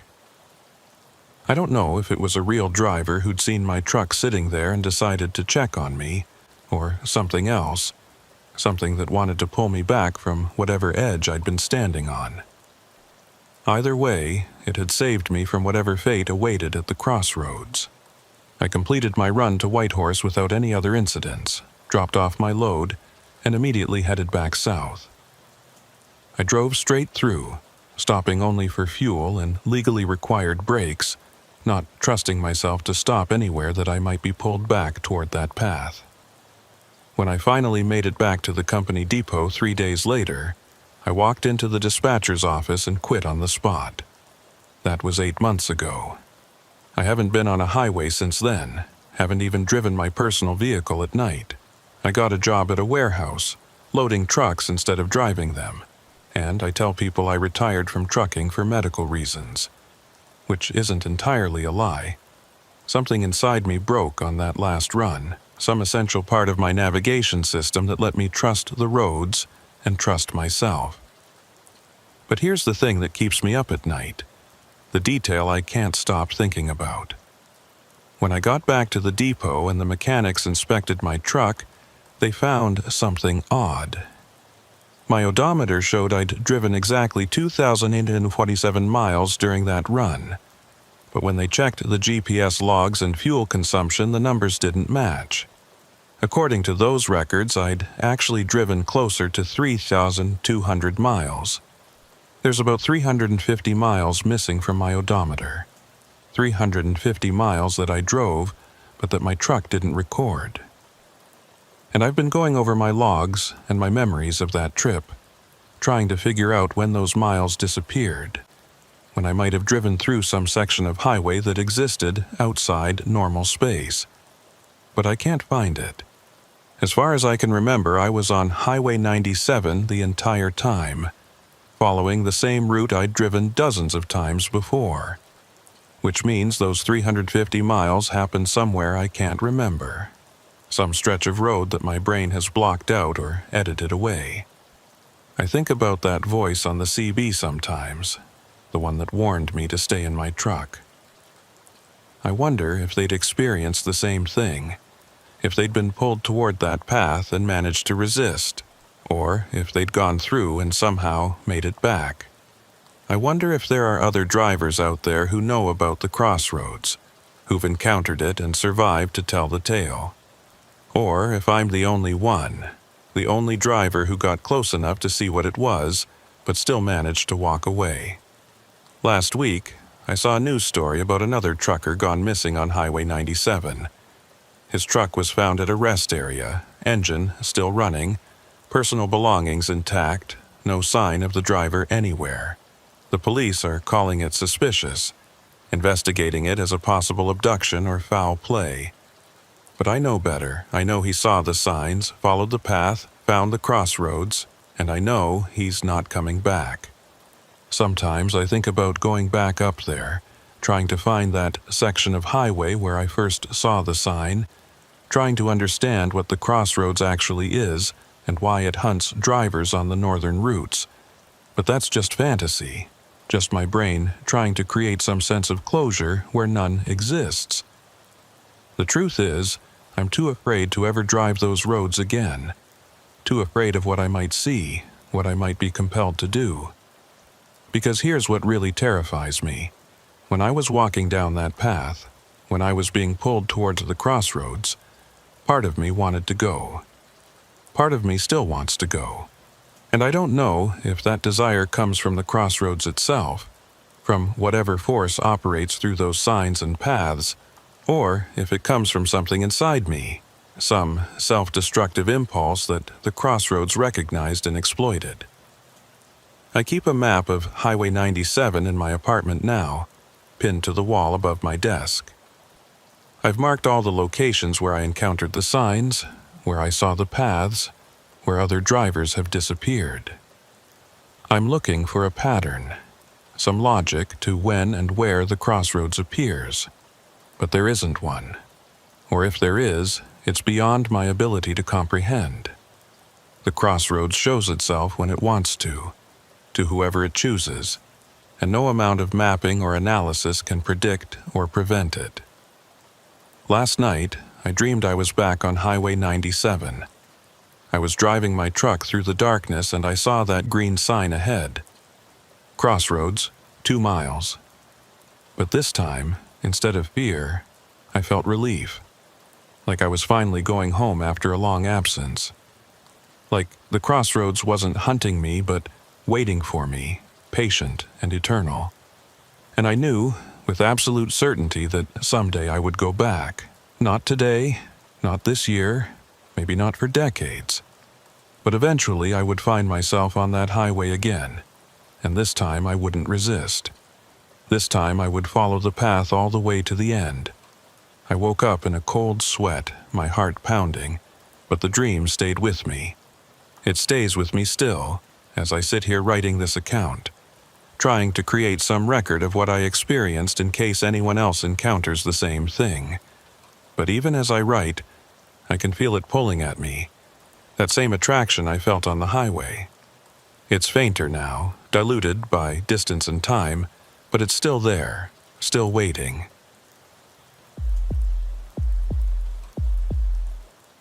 My name is Mason Garrett, and I've been running freight through the Yukon and Northwest Territories for the better part of 9 years. Most people think trucking is a simple job, just pointing a vehicle in one direction and keeping it between the lines until you reach your destination. But up here in the territories, where winter lasts 8 months and the darkness swallows everything from November through February, trucking becomes something else entirely. It becomes a test of your ability to stay human when every external condition is trying to convince you that you're the last person alive on Earth. I learned to drive from my old man, who spent 30 years hauling loads through these same frozen wastelands before his heart gave out during a run to Inuvik. They found him slumped over his steering wheel at a rest stop, engine still running, heater keeping his body warm for the 6 hours it took for another driver to find him. That's the way I want to go, if I'm being honest. Quick, clean, still in the driver's seat. Better than wasting away in some hospital bed, tubes running in and out of you, strangers deciding when you've suffered enough. The run I'm about to describe happened in January of this year, during what the Weather Service was calling an unprecedented Arctic outbreak. Temperatures across the territories had dropped to levels usually only seen in February, hitting -55 in some areas, -62 in others. The kind of cold where exposed skin freezes in under 2 minutes, where your breath crystallizes and falls to the ground like snow, where the air itself seems to solidify into something you have to push through rather than breathe. I'd been hired to haul mining equipment from Whitehorse up to a new operation near the Beaufort Sea, a 30-hour drive under good conditions. But these weren't good conditions. The forecast called for intermittent whiteout conditions, winds gusting up to 70 kilometers per hour, and temperatures that would make diesel fuel gel unless you kept your engine running continuously. Smart drivers were declining the run, telling the company to wait for better weather. But I needed the money, and more than that, I needed to prove something to myself. That I was as tough as my old man had been, that I could handle whatever the North threw at me. I loaded up on a Tuesday morning, checking my equipment 3 times to make sure everything was secure and functional. Extra diesel fuel, blankets, emergency supplies, a satellite phone in case my regular cell lost signal. I'd driven this route maybe 15 times before, knew every rest stop and fuel depot, every stretch where the highway narrowed or wound through particularly treacherous terrain. I felt prepared, felt confident, felt like this was just another run despite what the thermometer was saying. The first 6 hours went smoothly. I left Whitehorse around 10 a.m., and by the time darkness fell at 3 p.m., I was making good time, ahead of schedule even. The highway was mostly empty, just a few other rigs heading south and the occasional truck heading north like me. We'd flash our high beams at each other when passing, that small acknowledgement that we weren't completely alone out here. The CB radio was quiet but functional. Occasional chatter about road conditions and weather updates, nothing unusual. Around hour 8, just past the small community of Ross River, the snow started. Not the gentle flurries you see on Christmas cards, but serious snow, thick and heavy, reducing visibility to maybe 30 feet. I slowed down, turned on my hazards, and settled in for what I knew would be a long slog through the storm. This was standard winter driving in the territories. Nothing I hadn't handled dozens of times before. You just had to be patient, keep your speed reasonable, and trust your instincts about where the road was even when you couldn't see it clearly. The CB started acting up around hour 9. The chatter I'd been hearing faded into static. Not dead air, but active interference. White noise that would occasionally resolve into something that almost sounded like words before dissolving back into meaninglessness. I cycled through the channels, trying to find one that was clear, but they were all the same. Just static, constant, and unvarying, filling my cab with noise that made it hard to think. I was reaching for the radio to turn it off when I heard it. A voice, barely audible under the static, speaking a single word. Mason. My name. Clear as a bell despite the interference, unmistakable. I grabbed the CB mic and keyed it, asking who was trying to reach me, giving my call sign and position. But there was no response, just more static, that endless white noise that seemed to press against my eardrums. I told myself it was nothing, just my brain creating patterns and random noise the way humans always do. We're pattern recognition machines, finding faces in clouds and messages in static. There's a term for it, pareidolia, and it's perfectly normal, perfectly explainable. The isolation was getting to me, making me hear things that weren't there. I turned the CB volume down and focused on the road ahead, where my headlights were revealing nothing but snow and more snow. But 20 minutes later, it happened again. The static resolved briefly into that same voice, speaking my name with what sounded like urgency. Mason. This time I was certain I'd heard it, certain it wasn't my imagination. I turned the volume back up and listened carefully, waiting for it to happen again. The static continued, unbroken and monotonous, for several minutes. Then, just as I was starting to think I'd imagined the whole thing, it came back. Mason, can you hear me? I keyed the mic immediately. This is Mason Garrett, call sign northbound 66. Who is this? What channel are you on? Nothing but static answered me. I tried again, more insistently this time, demanding identification, asking if this was an emergency. Still nothing. The voice didn't come back, and after a few more minutes of listening to white noise, I turned the CB off entirely. If someone was really trying to reach me, they'd use my cell phone or the satellite phone. This was just some kind of radio interference, maybe a skip from a distant station bouncing off the atmosphere in weird ways. The snow was getting heavier, the wind picking up, pushing against the side of my truck and making it drift toward the shoulder.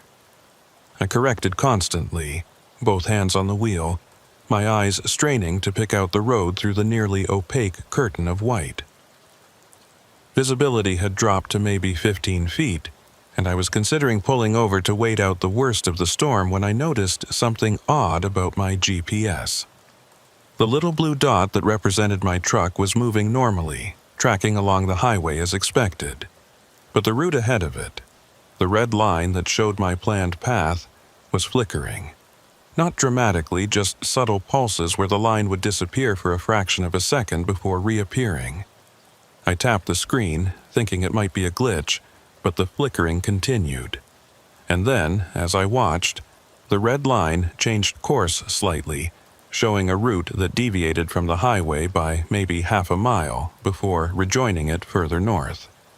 I zoomed in on the map, trying to see if there was some kind of alternate route or bypass that I wasn't aware of. But according to the GPS, there was nothing there except empty terrain, no roads or trails or any indication of human development. Yet, the device was insisting I should take this detour, that it would save me time and distance. I watched the flickering line for another minute before deciding to ignore it. GPS units malfunction all the time, especially in extreme cold, and I wasn't about to start following phantom routes just because my technology was acting up. I'd been driving for maybe 10 more minutes when the CB turned itself back on. I hadn't touched it, my hands were both on the steering wheel, but suddenly the static was back, filling the cab with noise. And underneath that static, clearer now than before, I heard the voice again. "Mason, you need to listen to me. Take the next road on your right. It's important." My hands tightened on the wheel. This wasn't radio interference, wasn't atmospheric skip or pareidolia. This was a deliberate transmission, someone using my CB frequency to contact me specifically. But that didn't make sense. CB radios have a range of maybe 20 miles under ideal conditions, much less in a snowstorm with all this terrain interfering with the signal. There were no other vehicles anywhere near me. I hadn't seen another truck in over an hour. And there were no towns or settlements for at least 50 miles in any direction. "Who is this?" I said aloud, not bothering with the mic. If they could broadcast to me, maybe they could hear me too. "How do you know my name?" The static continued, unchanging, offering no answers. I waited, my breath coming faster than it should, my heart rate elevated. After what felt like minutes but was probably only 30 seconds, the voice came back. "There's not much time. You need to get off the main highway. Take the next right turn you see." I looked at my GPS. The flickering red line was still there, still showing that impossible detour. And as I watched, my position on the map approached what looked like a junction, a place where another road branched off to the right. But I knew this highway, knew this section, and there was no junction here. Nothing but empty wilderness for miles. Yet the GPS was showing it clearly, and the voice on the CB was telling me to take it. Every instinct I had was screaming at me to ignore both the GPS and the voice, to keep driving straight, to trust my knowledge of the road over these malfunctioning devices. But there was something about the voice that made me hesitate. It didn't sound malicious or threatening. It sounded worried, urgent, like someone trying to warn me about danger ahead. And despite my rational mind telling me this was impossible, some deeper part of my consciousness was responding to that urgency. I slowed my truck, my high beams cutting through the snow, searching for any sign of a turnoff or side road. At first, I saw nothing, just the usual tree line on both sides of the highway. But then, so gradually, I almost missed it. A gap appeared in the trees on my right. Not a proper road, just a break in the forest, a space where the trees had been cleared or had never grown. And there, barely visible in the storm, was what looked like tire tracks leading into that gap. The rational part of my brain was telling me to keep driving, that following mysterious roads based on phantom GPS routes and voices on the CB was insanity. But I found myself turning the wheel anyway, following those tracks into the gap, leaving the highway behind. The snow was deeper here, no plows or traffic to pack it down, and my truck slowed to a crawl as it pushed through the accumulation. The trees closed in on both sides, branches heavy with snow, creating a tunnel effect that made the storm seem even more oppressive. I drove like that for maybe 5 minutes, following the tracks, wondering what the hell I was doing and why I'd allowed myself to be convinced to leave the main road. The voice on the CB had gone silent, just static again, and my GPS was showing nothing but blank terrain with no roads or landmarks. I was completely off the map now, following some path through the wilderness based on nothing but a mysterious voice and my own poor judgment. That's when I heard the explosion behind me. Not close, maybe a couple miles back, but unmistakable. A deep, rumbling boom that I felt through the frame of my truck more than heard with my ears. I stopped and looked in my mirrors, and I could see an orange glow in the distance, flames reflecting off the low cloud cover. Something on the highway had exploded, something big, and if I'd stayed on my route, I would have driven right into it. The voice came back on the CB, sounding relieved. "You're safe now. Keep following this road. It'll rejoin the highway in about 3 miles past the accident site." I sat there with my engine idling, staring at the orange glow in my mirrors, trying to process what had just happened.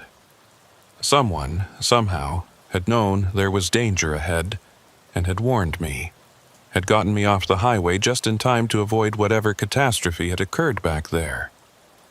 "Who are you?" I asked again, this time keying the mic properly. "How did you know that was going to happen?" The static crackled and shifted, and for a moment I thought I heard multiple voices layered on top of each other, all speaking at once in words I couldn't quite make out. Then the static cleared slightly and the original voice came through. "I'm someone who's been where you are. Someone who knows these roads better than you think. Just keep driving, Mason. Follow the tracks. You'll be back on the highway soon." I did as instructed, following the tire tracks through the snow, my mind racing with questions that had no good answers. After about 10 minutes, the trees began to thin out, and I could see the highway ahead, the familiar gray strip cutting through the white landscape. I pulled back onto the main road and continued north, my hands shaking slightly on the steering wheel. In my mirrors, I could still see that orange glow in the distance, whatever was burning back there still ablaze. I tried calling the authorities on my satellite phone, reporting the explosion and giving them the approximate location. The dispatcher said they'd send emergency services to investigate, asked me if I was all right, if I needed assistance. I told them I was fine, that I'd taken a detour and missed whatever had happened. They thanked me for the report and told me to drive carefully. Standard procedure, standard response. Nothing that acknowledged how impossible the entire situation was. The CB was silent now, just dead air, no static or voices or any indication that it was even functional. I tried transmitting, calling out to the mysterious voice that had warned me, but got no response. It was like the frequency had been abandoned, like whatever presence had been using it to contact me had served its purpose and moved on. I left the radio on anyway, volume turned up, hoping to hear that voice again, hoping for some explanation of what had just happened. None came. I drove through the night, following Highway 1 as it wound north through the mountains and valleys, the storm gradually lessening until it was just light snow falling rather than the whiteout conditions I'd been dealing with. Other trucks appeared on the road, heading south, and when we passed each other and flashed high beams, everything felt normal again. Like the previous hour had been some kind of fever dream, some hallucination brought on by isolation and cold and the hypnotic effect of driving through endless white. But it wasn't a hallucination. I learned that the next morning when I stopped for fuel at a depot in Mayo. The woman behind the counter asked me if I'd heard about the accident on Highway 1. Said it had been all over the news. A propane tanker had jackknifed and exploded, taking out 2 other vehicles and closing the highway for 8 hours. 3 people had died, burned beyond recognition. The accident had happened right around the time I would have been passing through that section if I'd stayed on my original road. I asked her if they knew what had caused the tanker to jackknife, and she said the investigation was still ongoing, but preliminary reports suggested the driver had swerved to avoid something in the road. Something he'd reported seeing over his CB radio moments before the crash, though nobody could confirm what it was. His last transmission had been garbled, mostly static, but the investigators had managed to extract a few words. Someone in the road, someone waving, can't stop in time. I felt my stomach drop. Someone in the road, someone waving them down, causing them to swerve, causing the accident. And I'd been warned to take a detour, to get off the highway before I encountered whatever that driver had seen. The voice on the CB had saved my life, but it hadn't saved the others. Or maybe it had tried to warn them too, and they hadn't listened. Maybe that's what the driver had heard over his CB, that same voice I'd heard trying to tell him to change course. I finished fueling and got back on the road, my mind churning with questions that seemed to multiply faster than I could process them. Who was broadcasting on that CB frequency? How had they known about the accident before it happened? And why had they specifically warned me, used my name, made sure I understood the urgency? I was just one driver among hundreds making runs through the territories. What made me special enough to deserve a personal warning? The more I thought about it, the more disturbed I became. Because the implication was clear. Someone or something was watching the highways, monitoring CB frequencies, aware of impending disasters. And they could choose who to warn and who to let die. The propane tanker driver and his passengers hadn't received a warning, or if they had, they'd received it too late to act on.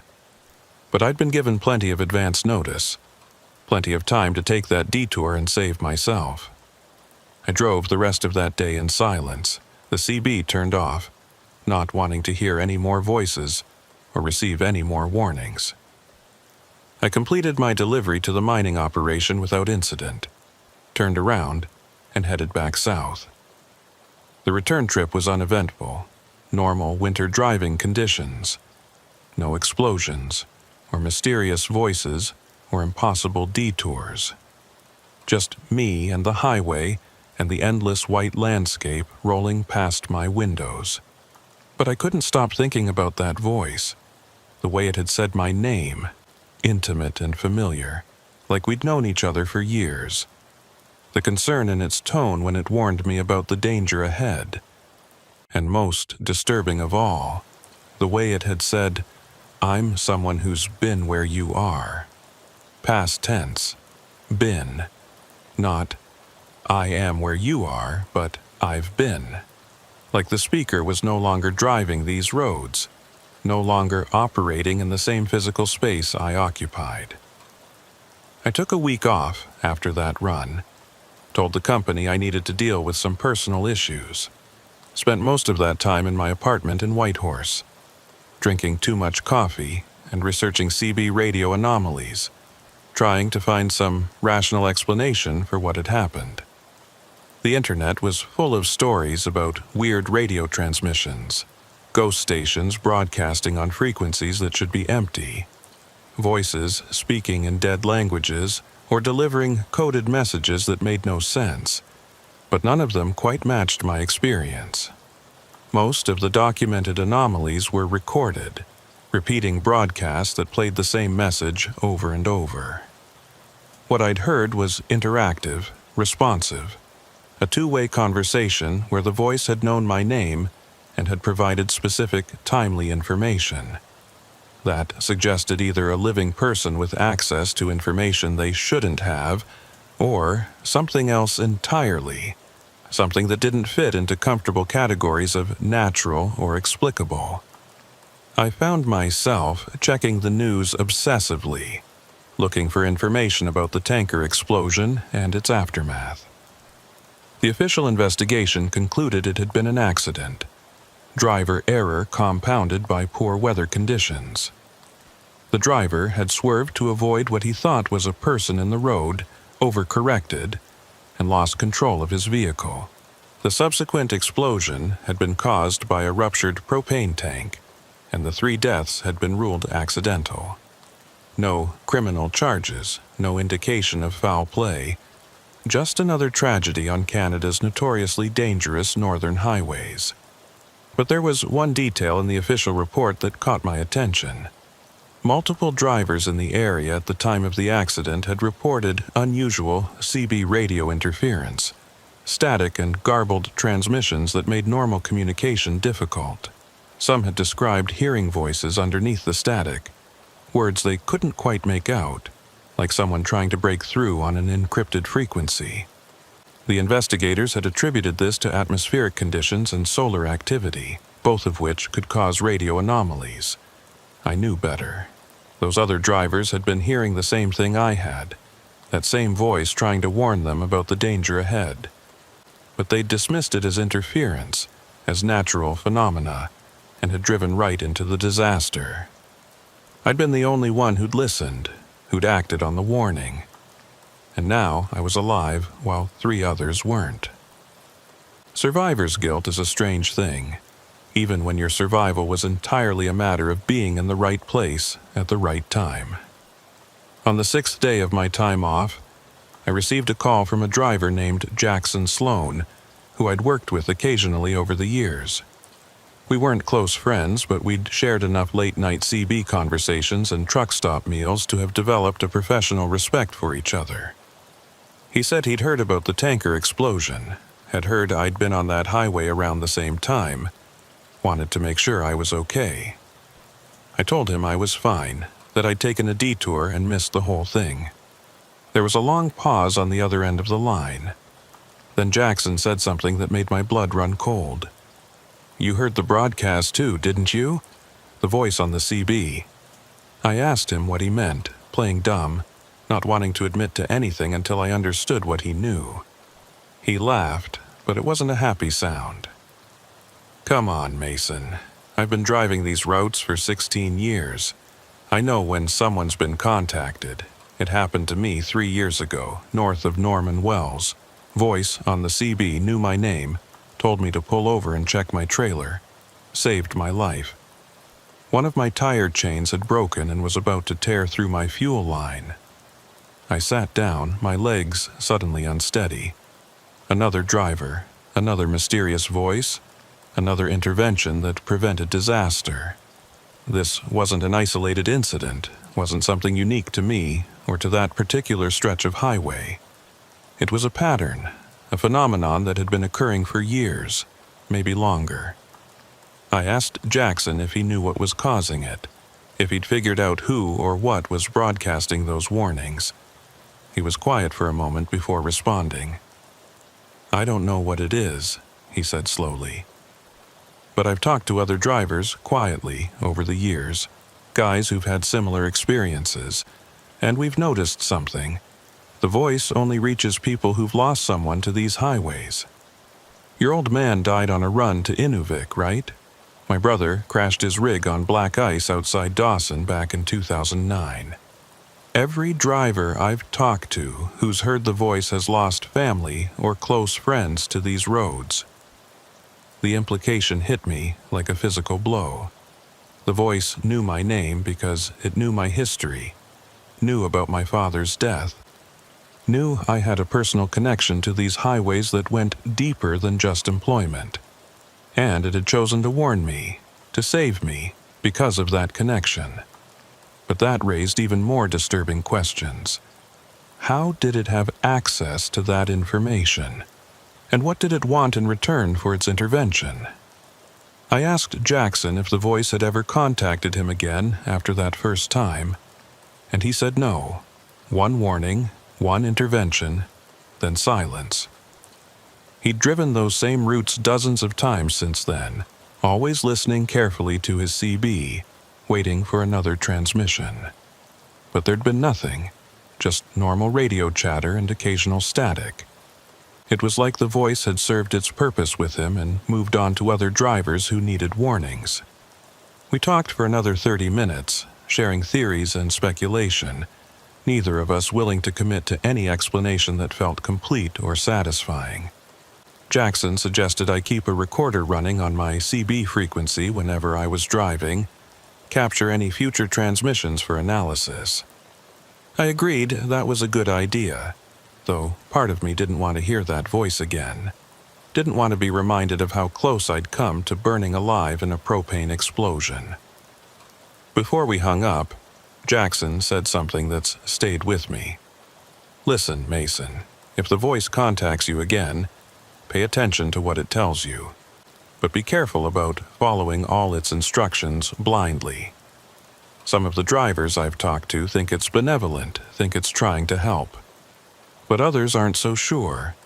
They think it might be testing us, seeing who'll listen and who won't, collecting data for purposes we don't understand. Whatever it is, it's not human. And things that aren't human don't necessarily have our best interests at heart. I went back to work the following week, taking a shorter run to Dawson that kept me on well-traveled routes with plenty of other traffic. I installed a digital recorder on my CB radio like Jackson had suggested, set it to capture anything broadcast on the standard frequencies. For the first few days, all it recorded was normal trucker chatter, weather updates, complaints about fuel prices and road conditions. Nothing unusual. Nothing that suggested the voice was trying to contact me. But on my fourth run, a late-night haul from Whitehorse to Ross River, the transmission started again. It was just after midnight, temperature hovering around -48, and I was the only vehicle on the highway. The CB had been quiet for over an hour when suddenly it crackled to life with that familiar static. And underneath the static, barely audible, I heard it. Mason, I need to talk to you. I grabbed the recorder and made sure it was capturing everything, then keyed my mic. I'm listening. Who are you? What do you want? The static shifted and pulsed, and I had the distinct impression of multiple voices trying to speak simultaneously, all competing for dominance on the frequency. Then one voice pushed through, clearer than before. I'm a driver, like you. I've been running these routes for longer than you can imagine, and I'm trying to help you understand what's coming. I asked what was coming, my hands tightening on the steering wheel. There was a long pause, filled only with that underlying static, before the voice responded. The highways are changing, Mason. They've always been dangerous, but now they're becoming something else. Something alive. Something hungry. And drivers like you and me, we're caught in the middle of it. We can either learn to navigate the new rules, or we can become part of the road ourselves. The temperature in my cab seemed to drop despite my heater running at full blast. I could see my breath misting in the air, could feel frost forming on the inside of my windows. And my GPS was acting up again, the screen flickering and showing routes that didn't exist, paths that wound through terrain where no roads could possibly be. I asked the voice to clarify what it meant by the highways becoming alive, but the static surged and drowned out any response. When the transmission cleared again, it was a different voice, similar to the first but subtly wrong, like a recording played at the wrong speed. Don't listen to him, Mason. He's trying to confuse you, trying to pull you into the same trap that got him. The highways aren't alive. But something lives in them now, something that feeds on drivers who stop paying attention, who let their guard down. You need to stay alert, stay skeptical. Don't trust anything you hear on this frequency. A third voice joined in, and then a fourth, and suddenly my CB was filled with overlapping transmissions, all of them claiming to be helping me, all of them warning me about different threats and dangers. Some said the highways were haunted by the ghosts of dead truckers. Others claimed there was a predator stalking the northern routes. Still others insisted this was all a government experiment in psychological manipulation. The cacophony was overwhelming, making it impossible to think clearly. I reached over and turned the CB volume down, but the voices didn't fade. They continued at the same level, as if the sound was coming from inside my head rather than through the radio speaker. And then, suddenly, they all stopped. Complete silence, no static, no transmissions, nothing. Just me and my truck, and the empty highway stretching ahead into darkness. I drove in that silence for maybe 10 minutes, my heart rate slowly returning to normal, my breathing evening out. I checked my recorder and saw it had captured everything. The multiple voices and their conflicting warnings all preserved on digital storage. I'd listen to it later, try to make sense of what I'd heard, try to identify patterns or clues that might explain what was happening.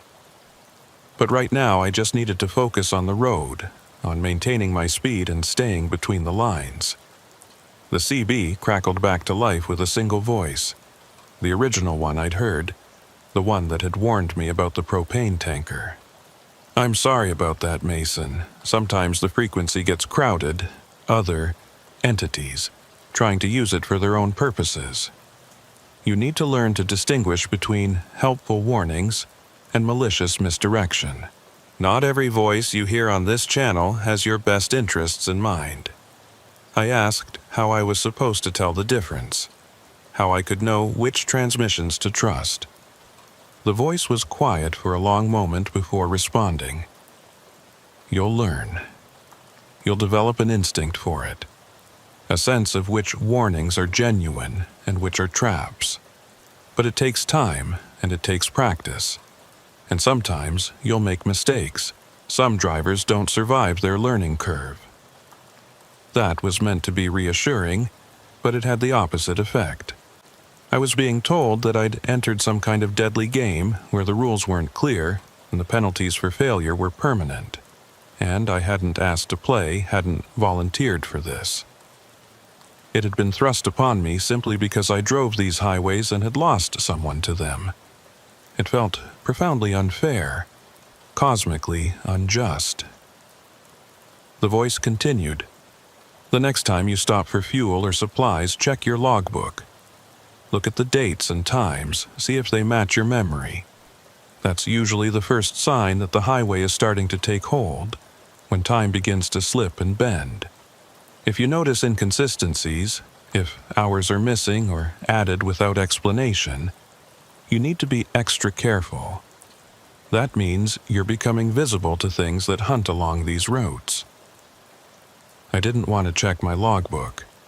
I wanted to pretend I hadn't heard that instruction, wanted to maintain the comfortable fiction that time was linear and consistent and that my records would match reality. But I knew I'd check it anyway, knew I wouldn't be able to resist. The human mind can't ignore a warning like that, can't help but look for confirmation of its worst fears. The voice seemed to sense my reluctance. "I know this is a lot to process, Mason. I know it feels overwhelming. But you were chosen for this specifically because you have the strength to handle it. Your father runs through these territories for 30 years before his heart gave out. He saw things too, heard things, learned to navigate the strangeness. And he survived longer than most. You have his blood in you, his instincts. Trust them." The mention of my father hit me harder than I expected. I'd never told anyone details about his death, had barely talked about him at all in the years since his heart attack. And yet, this voice knew, had access to information about my family history that should have been private. It was invasive and unsettling and made me question everything I'd been told about who was broadcasting these transmissions and why. "How do you know about my father?" I demanded, keying the mic with more force than necessary. "Who are you, really? What do you want from me?" The static surged again, that now familiar sound of interference and competing signals. When the voice came back, it sounded tired, strained. "I know about your father because I knew your father, Mason. I rode with him on runs up to Tuktoyaktuk, shared meals at truck stops along the way. He was a good man, a strong driver, and when the highway finally got him, when his heart couldn't take the strain anymore, he asked me to watch out for you if you ever started running these roads. So that's what I'm doing, keeping a promise to a dead friend." I wanted to believe that. Wanted to think this was all some elaborate but benevolent arrangement my father had made before his death, ensuring I'd have protection on these dangerous highways. But something about it felt wrong, felt too convenient. My father had died 9 years ago, and I'd been driving professionally for all of that time. Why had this mysterious benefactor waited until now to contact me? What had changed that made me suddenly worthy of protection? I asked these questions aloud, and the voice was silent for a long time before responding. When it finally spoke, the words came slowly, carefully chosen. "You've been on these highways for 9 years, but you've only recently started running the deep northern routes, the ones that go beyond Fort McPherson and into the real wilderness. Those roads are different, Mason. They're older, wilder. The rules that apply to the southern highways don't always work up there. Your father knew that, had learned to navigate those differences. And now you need to learn too, because you've crossed a threshold you can't uncross." The cab felt colder still, and I realized my heater had stopped working. The vents were blowing air, but it was the same temperature as the outside atmosphere, minus 48 degrees of Arctic wind filling my truck. I fumbled with the controls, trying to restore heat, but nothing responded. And my windows were frosting over from the inside, ice crystals forming intricate patterns that looked almost deliberate, almost like writing in some language I couldn't read. I was starting to panic, my breath coming in short gasps, my hands shaking on the steering wheel. If the heat didn't come back, I'd freeze to death within 20 minutes, maybe less. My emergency blankets and supplies were in the sleeper berth behind me, but I couldn't stop to retrieve them. Couldn't risk pulling over on this empty highway where anything might be waiting. I needed to keep moving, needed to maintain speed and hope my heater repaired itself, or my body heat would at least keep the cab warm enough to survive. The voice on the CB seemed to sense my distress. "Your heater's fine, Mason. The mechanism works. What you're experiencing is something else, a temperature drop that has nothing to do with machinery. It's the highway responding to your fear, testing you, seeing if you'll panic and make mistakes. You need to calm down, control your breathing, and drive through it. The cold will pass." I tried to follow the instructions, forcing my breathing to slow, loosening my death grip on the steering wheel. It was one of the hardest things I've ever done, maintaining composure while feeling my extremities start to go numb, while watching ice spread across my windshield and reduce my visibility to almost nothing. But gradually, after what felt like hours, but was probably only 3 or 4 minutes, I felt warmth start to return. The vents began blowing heated air again, and the ice on my windows started to melt and drip down in rivulets. "Good," the voice said approvingly. "You passed the first test. There will be others, Mason, many others. But if you can stay calm like that, if you can control your fear response, you'll survive them. Most drivers panic, most drivers die. You're already doing better than average." I didn't feel like I was doing better than anything. I felt like I was barely holding myself together, like I was one more impossible event away from complete breakdown. But I kept driving, kept my truck moving north through the darkness, because the alternative was to stop and admit I couldn't handle this. And I wasn't ready to admit that yet. The rest of that run passed without major incident. Just occasional static on the CB and moments where my GPS would show impossible routes before correcting itself. I delivered my load to Ross River, turned around, and headed back to Whitehorse. By the time I pulled into the depot, I'd been driving for 18 hours straight and was exhausted in ways that went beyond just physical fatigue. I felt hollowed out, emptied, like something essential had been removed from my core. I listened to the recording from my CB that night, sitting in my apartment with headphones on, trying to catch every nuance and detail. The multiple voices were clear on the playback, distinguishable from each other despite the interference. But what disturbed me most was something I only noticed on the recording, something I hadn't caught during the actual transmissions. Underneath all the voices, behind the static and the words, there was another sound.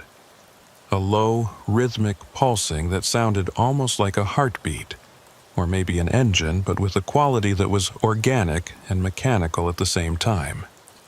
I played that section back multiple times, isolating the frequency, trying to identify what I was hearing. And the more I listened, the more certain I became that it wasn't background noise or interference. It was deliberate, intentional, a signal embedded beneath the surface layer of the transmissions. And it was saying something, conveying information in a language or code I couldn't consciously understand, but that my subconscious seemed to recognize. I had dreams that night, vivid and disturbing. I was driving through a snowstorm, following a highway that stretched endlessly in both directions. But when I looked more closely, I realized the highway itself was moving, undulating like a snake, and what I'd thought were mile markers were actually ribs, bones pressing up through asphalt skin. And all around me, other trucks were driving in perfect formation, but when I looked into their cabs, they were empty. No drivers, no passengers, just vehicles operating autonomously, heading toward some destination beyond the horizon. I woke up in a cold sweat, my sheets tangled around me, my heart pounding. It was 3:47 a.m., the dead hour, the time when human vitality is at its lowest, and the veil between different realities is thinnest. I lay there in the darkness listening to the sound of traffic outside my window, clinging to those normal urban noises as proof that I was still in the regular world, that I hadn't slipped into some nightmare dimension while I slept. I didn't take any runs for the next 5 days. Told the company I was dealing with equipment issues, needed time to get my truck properly serviced. They weren't happy about it, but they didn't push too hard. Good drivers are hard to find in the territories, especially ones willing to make the deep northern runs, and they couldn't afford to lose me over a few days of downtime. I spent that time researching, diving deeper into the history of northern highways and the accidents that had occurred along them. What I found was disturbing. Over the past 30 years, there had been over 200 documented cases of truckers disappearing on routes through the Yukon and Northwest Territories. Not accidents, not crashes where bodies were recovered, but complete disappearances. Trucks found abandoned on the roadside, engines still running. No sign of the driver anywhere. In some cases, the driver's personal effects were still in the cab, wallets and phones and photographs, everything except the person themselves. The official explanations varied. Wildlife attacks, exposure, drivers wandering away in confusion and dying of hypothermia. But the more I read, the less those explanations made sense. Professional truckers don't just wander away from their vehicles in -50 weather. They don't abandon their trucks with the engine running and the heater on. And bodies don't just vanish without leaving any trace, any evidence of what happened. I found one particularly unsettling case from 2011.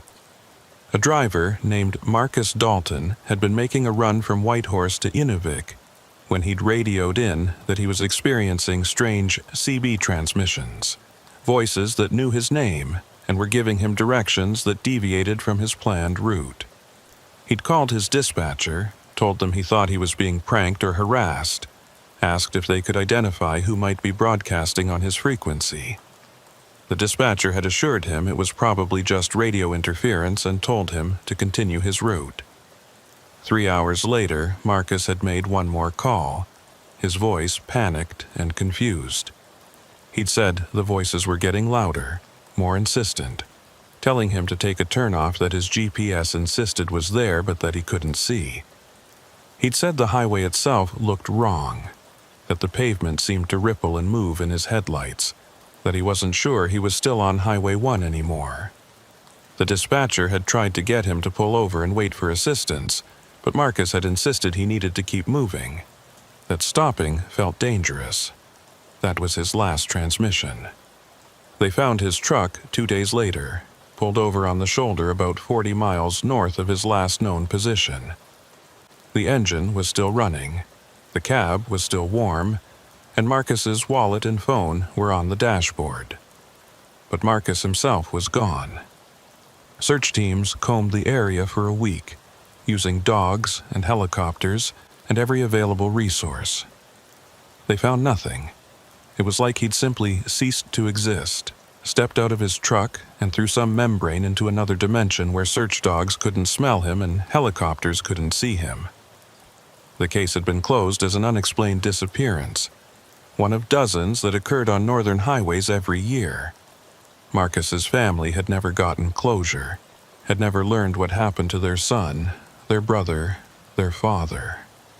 And now I wondered if Marcus had been hearing the same voices I was hearing, if he'd been given the same warnings and instructions, if he'd failed some test or made some wrong choice that had led to his disappearance. I called Jackson Sloan and asked him if he knew about Marcus Dalton's case. There was a long silence before he responded. Yeah, I knew Marcus. Not well, but we'd crossed paths a few times at truck stops. He was a good driver, cautious, not the type to take unnecessary risks. When I heard about his disappearance, I started asking questions, started trying to figure out if it was connected to the CB transmissions, but nobody wanted to talk about it. The company shut down any discussion, said it would be bad for business if word got out that drivers were being stalked or targeted, or whatever you want to call it. I asked Jackson if he thought Marcus had been contacted by the same voice that had warned us, or if it had been something else, something malicious. He was quiet for a moment before answering. I think there are multiple things using the CB frequencies to communicate with drivers. Some of them might be trying to help, some might be trying to lead us into danger, and some might just be observing, collecting data, studying how we respond to impossible situations. Marcus might have been contacted by something that posed as helpful but wasn't. Or he might have just made the wrong choice when given genuine options. We'll never know. That uncertainty was terrifying. The idea that I might receive a transmission that seemed helpful but was actually a trap, that I might follow instructions that led to my disappearance rather than my salvation.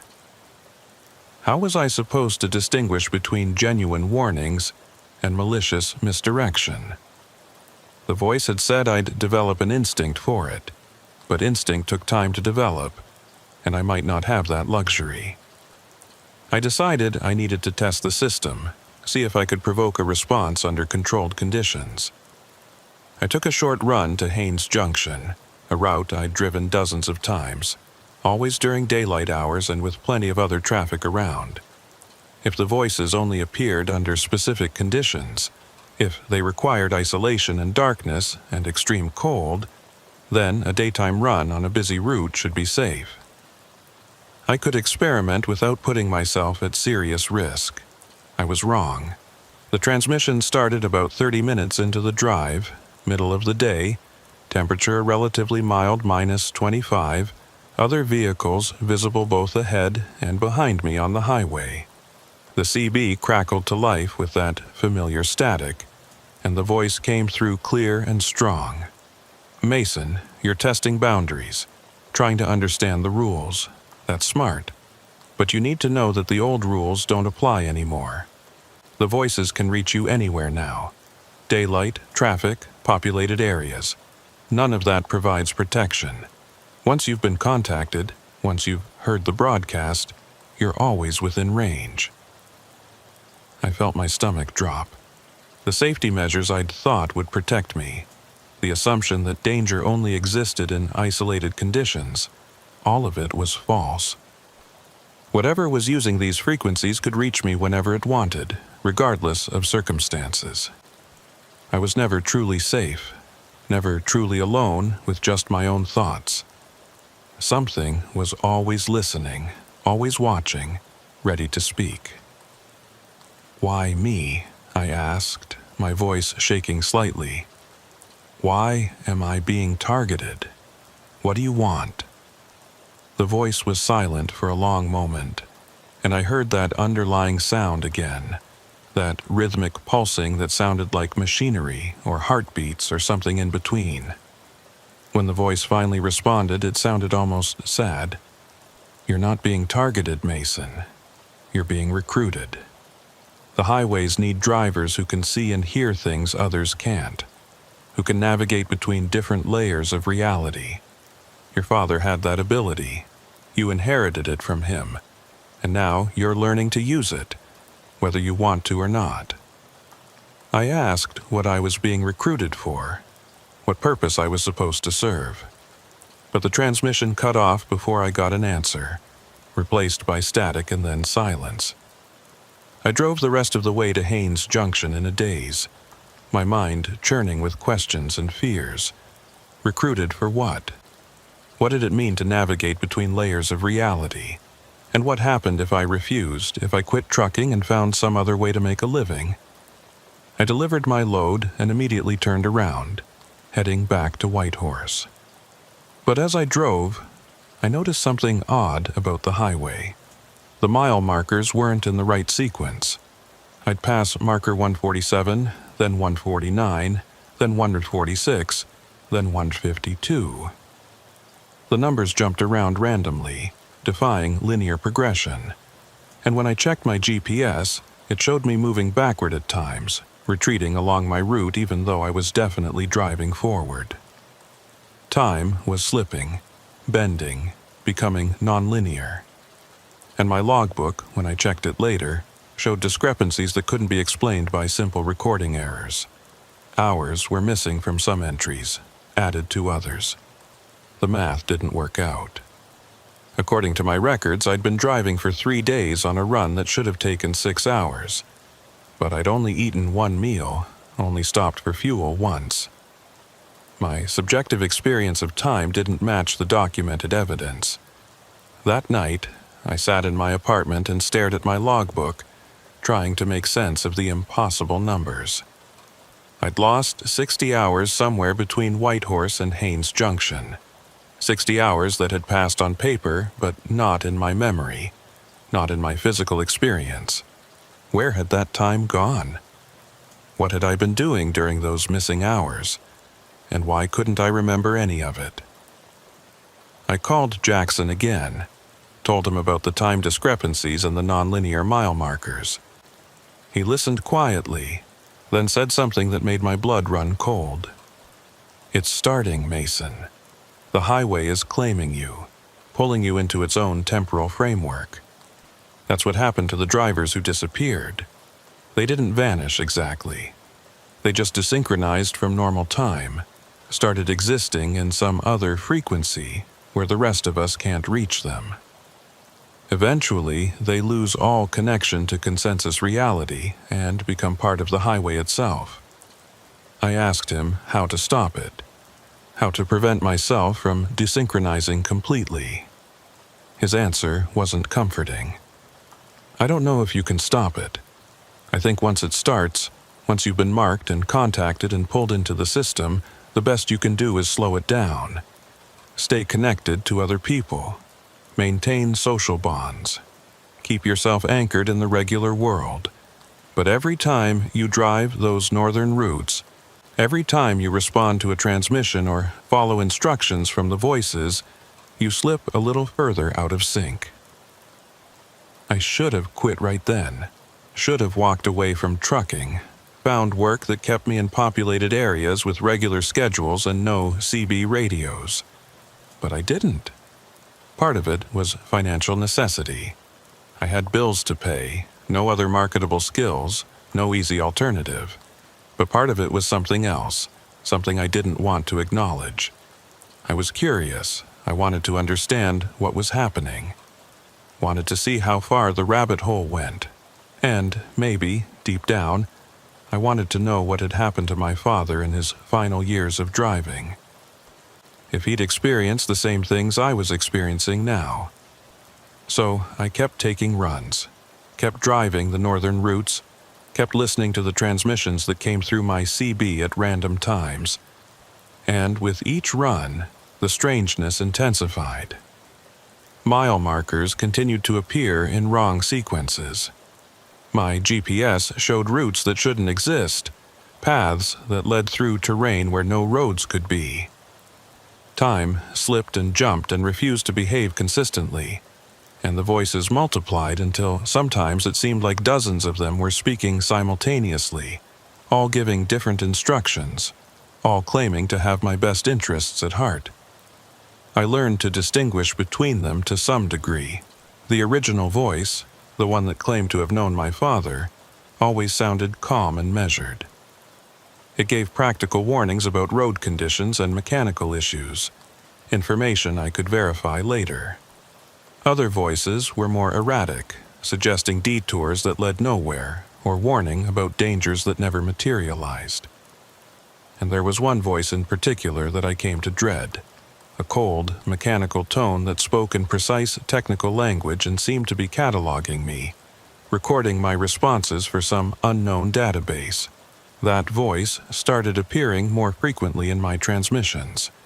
It would interrupt other broadcasts, override them, forcing itself to the front of the frequency. And it always asked questions. Mason Garrett, please confirm your current temporal designation. Mason Garrett, report any anomalous perceptual events. Mason Garrett, have you experienced discontinuities in memory or spatial awareness? I tried not to respond, tried to ignore it, but silence never stopped its inquiries. It just asked the same questions again, more insistently, until I finally provided some answer just to make it stop. I was on a run to Norman Wells, about 16 hours into the drive, when the mechanical voice gave me an instruction I knew I shouldn't follow. Mason Garrett, you are approaching a junction point. At the next turnoff, you will leave Highway 1 and proceed along the secondary road. This is necessary for calibration purposes. I looked at my GPS and saw a road branching off to the left, a route that definitely wasn't on any official map. The turnoff was real, physically present, but everything about it screamed danger. I keyed my CB and said I wasn't going to follow that instruction, that I was staying on the highway. The mechanical voice responded immediately. Non-compliance will result in temporal displacement. Mason Garrett must proceed to the junction point for calibration. This is not optional. I gritted my teeth and kept driving straight, refusing to turn even as I passed the junction. And the moment I passed it, everything changed. The highway ahead of me was suddenly different. Still Highway 1, still the same basic route, but wrong in ways I couldn't quite articulate. The trees on both sides were different species. The mountains in the distance had different shapes, and the sky had taken on a color I'd never seen before. A shade somewhere between purple and gray. My dashboard clock started spinning, numbers cycling through days and months and years at random, and my CB erupted with dozens of voices, all speaking at once, creating a wall of sound that was almost painful. I'd fucked up. I'd refused an instruction from something that clearly had power over my reality, and now I was paying the price. The temporal displacement the mechanical voice had warned about was happening. pulling me out of normal time and into something else. I could feel it in my body, a sensation like falling even though I was sitting still, like being stretched in directions that don't exist in three-dimensional space. The original voice, my father's friend, broke through the cacophony. "Mason, you need to turn around. Go back to that junction and take the secondary route. It's the only way to resynchronize. I know it feels like a trap, but trust me on this. The mechanical voice isn't trying to hurt you. It's trying to keep you calibrated, keep you from drifting too far into the deep frequency where you won't be able to find your way back." I wanted to believe that. Wanted to think this was all some elaborate but benevolent system designed to help me navigate impossible conditions. But I'd read too many reports of disappeared drivers, listened to too many warnings from Jackson about the dangers of following these transmissions blindly. How did I know this wasn't exactly the trap that had claimed Marcus Dalton and dozens of others? How did I know that taking that secondary route wouldn't pull me completely out of consensus reality and into whatever liminal space the vanished drivers inhabited? But I didn't have a choice. The highway ahead of me was continuing to change. The colors becoming more alien, the geometry becoming more wrong. Trees were bending at angles that defied physics, their trunks spiraling in impossible ways.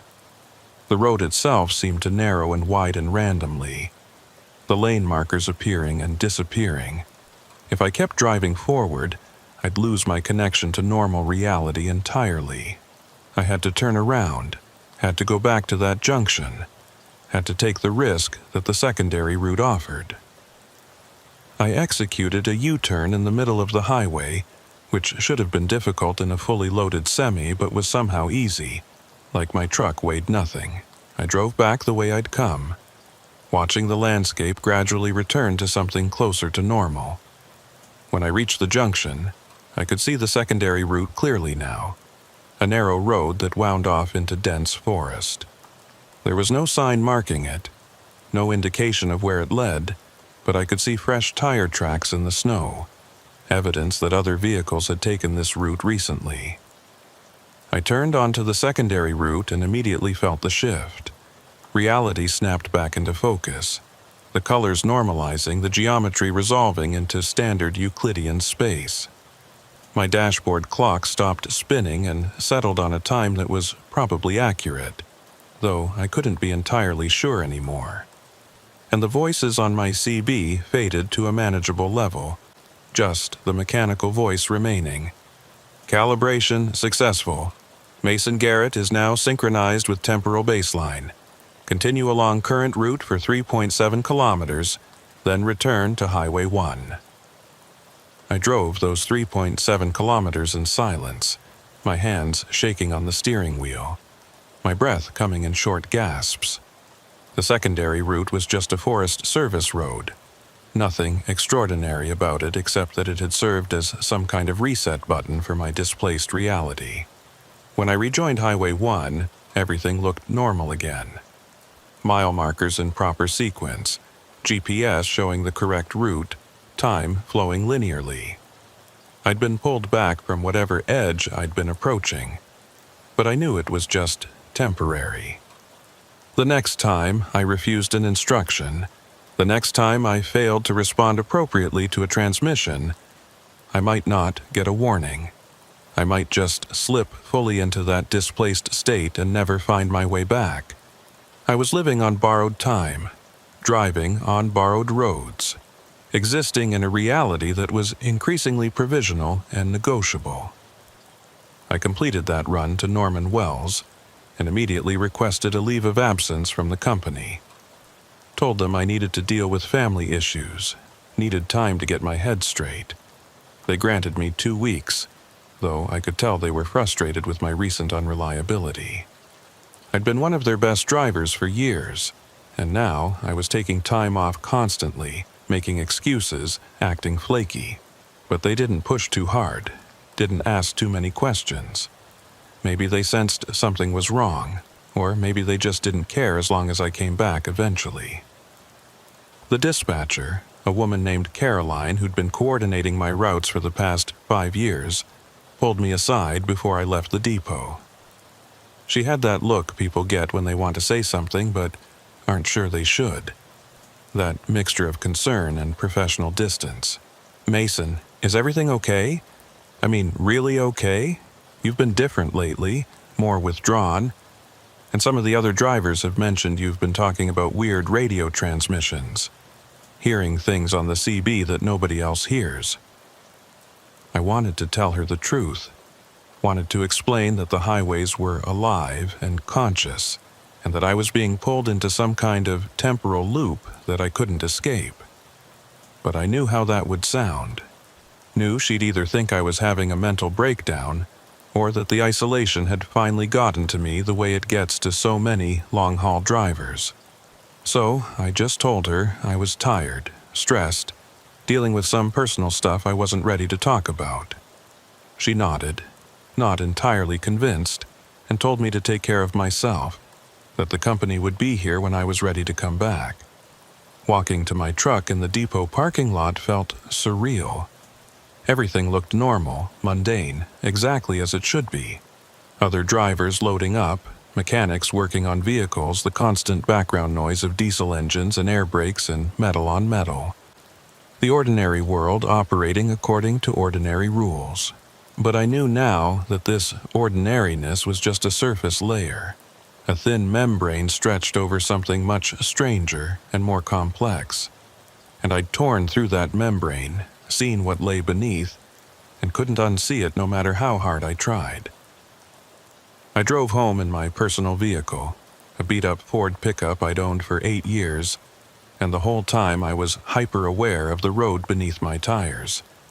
Every crack in the asphalt, every painted line, every reflector and sign seemed charged with potential meaning. Was this section of City Street part of the greater highway consciousness? Did the same rules apply here, or was the phenomenon limited to the remote northern routes where isolation and extreme conditions made drivers more vulnerable to perception shifts? I didn't know, and that uncertainty was almost worse than knowing for certain that I was never safe anywhere. My apartment felt foreign when I walked in, like I was visiting someone else's life rather than returning to my own. The furniture was mine, the photos on the walls were of my family and friends, but I felt no connection to any of it. It was all artifact of a person I used to be, before I understood what I'd become. Before I knew I was just a node in a vast network of consciousness that used human drivers as anchor points between realities. That first night home, I couldn't sleep. Every time I closed my eyes, I saw highways stretching into infinity, mile markers counting in sequences that made no mathematical sense, other trucks appearing and disappearing like ghosts. And I heard the pulse, that underlying rhythm that accompanied all the CB transmissions, beating like a second heartbeat in my chest. It was quieter here in the city, muffled by distance and urban noise, but it was still there, always there. A reminder that I was connected to something larger than myself, whether I wanted to be or not. I spent the first week of my leave trying to live like a normal person. I went to movies, met up with friends, spent time in crowded places where the CB voices couldn't reach me. And it worked, mostly. When I was surrounded by other people, when I was engaged in mundane activities, the strangeness receded. I could almost convince myself that it had all been stress-induced hallucination, that I'd been working too hard and my mind had created elaborate fictions to cope with the isolation. I went to a sports bar with some old friends from high school, guys I'd kept in loose contact with over the years but rarely saw in person. We watched a hockey game, drank beer, talked about normal things like jobs and relationships, and the rising cost of everything. For a few hours, I felt almost like myself again. Almost like I was just Mason Garrett, regular person, rather than Mason Garrett. Temporal anchor point for highway consciousness. But even in that crowded bar, surrounded by noise and light and human warmth, I couldn't fully escape.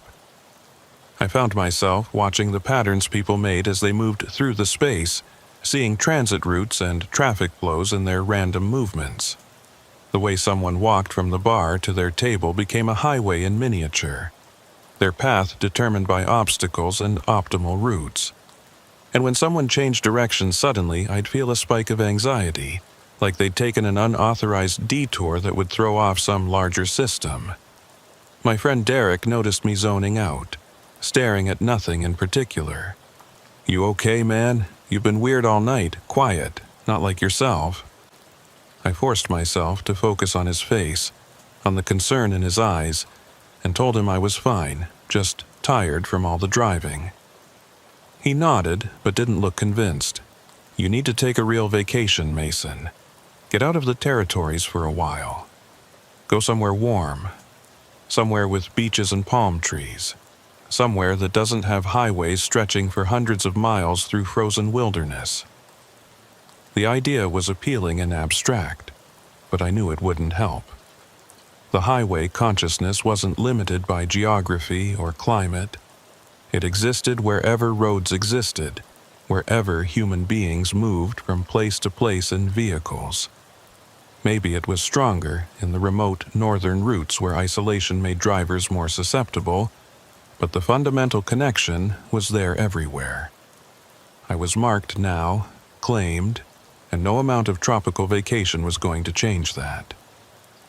I went home early, making excuses about being tired, and Derek didn't argue.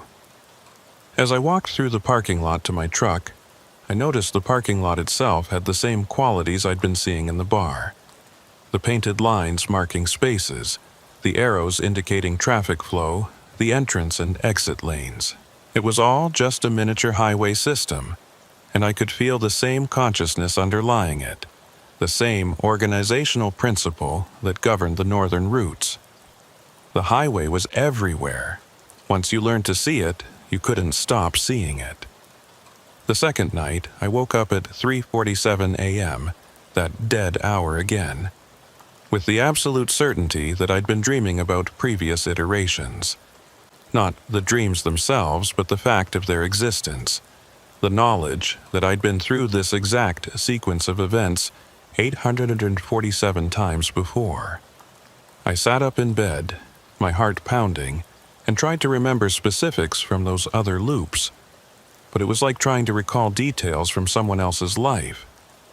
I knew they'd happened, knew I'd lived through them, but I couldn't access the actual memories. They were there, but locked away, stored in some part of my consciousness that I couldn't directly reach. I got up and made coffee, sat at my kitchen table with a notebook, and started writing down everything I could remember about the iterations. Fragments came back to me in flashes. A different truck I'd been driving in iteration 423. A conversation with the disappeared driver in iteration 689. A winter storm in iteration 112 that had been worse than any weather I could consciously recall experiencing. Each fragment felt real, felt like genuine memory, but I had no way to verify any of it. For all I knew, my brain was just inventing false memories to fill in the gaps created by temporal displacement. I spent hours writing, filling pages with disconnected observations and half-remembered moments from lives I'd supposedly lived but couldn't prove. And as I wrote, I started to notice patterns. Certain events appeared in multiple iterations with only minor variations. The propane tanker explosion, for example, seemed to be a fixed point, something that happened regardless of my choices, but my response to it varied. Sometimes I took the detour and survived, sometimes I didn't, and ended up reset to an earlier point in the timeline. The iterations weren't simple repetitions. They were variations, alternate versions of the same general sequence of events, branching paths that all led eventually to the same destination. Me sitting in a truck at the 0 point, making the choice to return or dissolve. And every single time, according to my recovered memories, I chose to return. 807 times, and 847 times I'd made the same fundamental choice. which suggested either that returning was so obviously the correct option that no other choice made sense, or that I was being influenced in ways I couldn't detect, guided toward the choice that served the highway's purposes rather than my own. By the time the sun came up, I'd filled an entire notebook with observations and theories and questions that had no good answers. I was exhausted, but wired, my mind racing too fast to consider sleep. I made more coffee and started researching online, looking for any information about temporal loops, consciousness networks, highway anomalies. Most of what I found was either obviously fictional or too vague to be useful, but I did discover some academic papers about collective consciousness and shared experiential networks that hinted at possibilities I'd never considered. One paper, written by a cognitive neuroscientist at the University of British Columbia, discussed the concept of experiential entanglement, the idea that human consciousnesses could become linked through shared experiences in ways that transcended normal cause and effect relationships. The author suggested that groups of people who underwent extreme stress or trauma in similar environments might develop a kind of networked awareness, each individual's experience informing and shaping the experiences of others in the network. It was presented as theoretical speculation, not proven science, but it mapped uncomfortably well onto what I was experiencing with the highway consciousness. I found myself wondering how many other drivers were part of this network, how many others were serving as anchor points without fully understanding what they were doing. Jackson Sloan was certainly one of them. And based on the multiple voices I'd heard on the CB, there had to be dozens of others, maybe hundreds, all scattered across the northern routes, all making the same choice over and over to maintain the boundary between normal reality and highway space. But what happened to the drivers who made the other choice? The ones who decided to stay at the 0 point, to merge with the highway consciousness? Were they the voices I sometimes heard, the transmissions that offered warnings and guidance? Or did they cease to exist as individuals entirely, becoming just undifferentiated parts of the larger system? The thought was terrifying and oddly appealing at the same time. The promise of not having to make decisions anymore, not having to navigate the impossible complexities of temporal loops and reality boundaries. Just existing as pure awareness, serving a function without the burden of individual identity. On the third day of my leave, I received a package in the mail with no return address. Inside was a cassette tape, actual physical cassette, the kind nobody used anymore, and a note written in handwriting I didn't recognize. Play this alone. Don't let anyone else hear it. You'll understand after. The note wasn't signed, gave no indication of who'd sent it or how they'd gotten my home address. I should have thrown it away, should have recognized it as another manipulation, another way the highway consciousness was trying to influence my behavior, but curiosity won out over caution, the way it always did. I dug through my closet and found an old boombox I'd kept from my teenage years, one of those bulky combination radio cassette CD players that seemed impossibly obsolete now. I made sure my apartment door was locked, closed all the blinds, and hit play. For the first 30 seconds there was nothing but static. The same white noise I'd heard on my CB radio, that underlying hiss that carried all the transmissions. Then a voice emerged, and I recognized it immediately. My father. Not a recording from when he was alive, but his voice as I remembered it, with that particular gravelly quality from years of smoking and breathing diesel fumes. Mason, if you're hearing this, it means you've reached the point I reached about 15 years into my career, the point where the highway shows you what it really is and asks you to make a choice. I felt my throat tighten, my eyes burning with tears I'd been holding back for 9 years. Hearing his voice again, even under these impossible circumstances, hit me harder than I'd expected. I wanted to believe it was really him, that somehow he'd recorded this message for me before his death, anticipating what I'd eventually experience. But I knew that was impossible. This had to be the highway using my memories of him, reconstructing his voice to make its messages more persuasive. My father's voice continued. I chose to return, son. Every time I reached the 0 point, I chose to come back, to keep driving, to serve as an anchor. And I don't regret it, not exactly. But I want you to know what that choice costs. You lose pieces of yourself with each iteration. Memories that don't quite line up with the official timeline. Relationships that feel hollow because you can't fully connect to people who exist in linear time.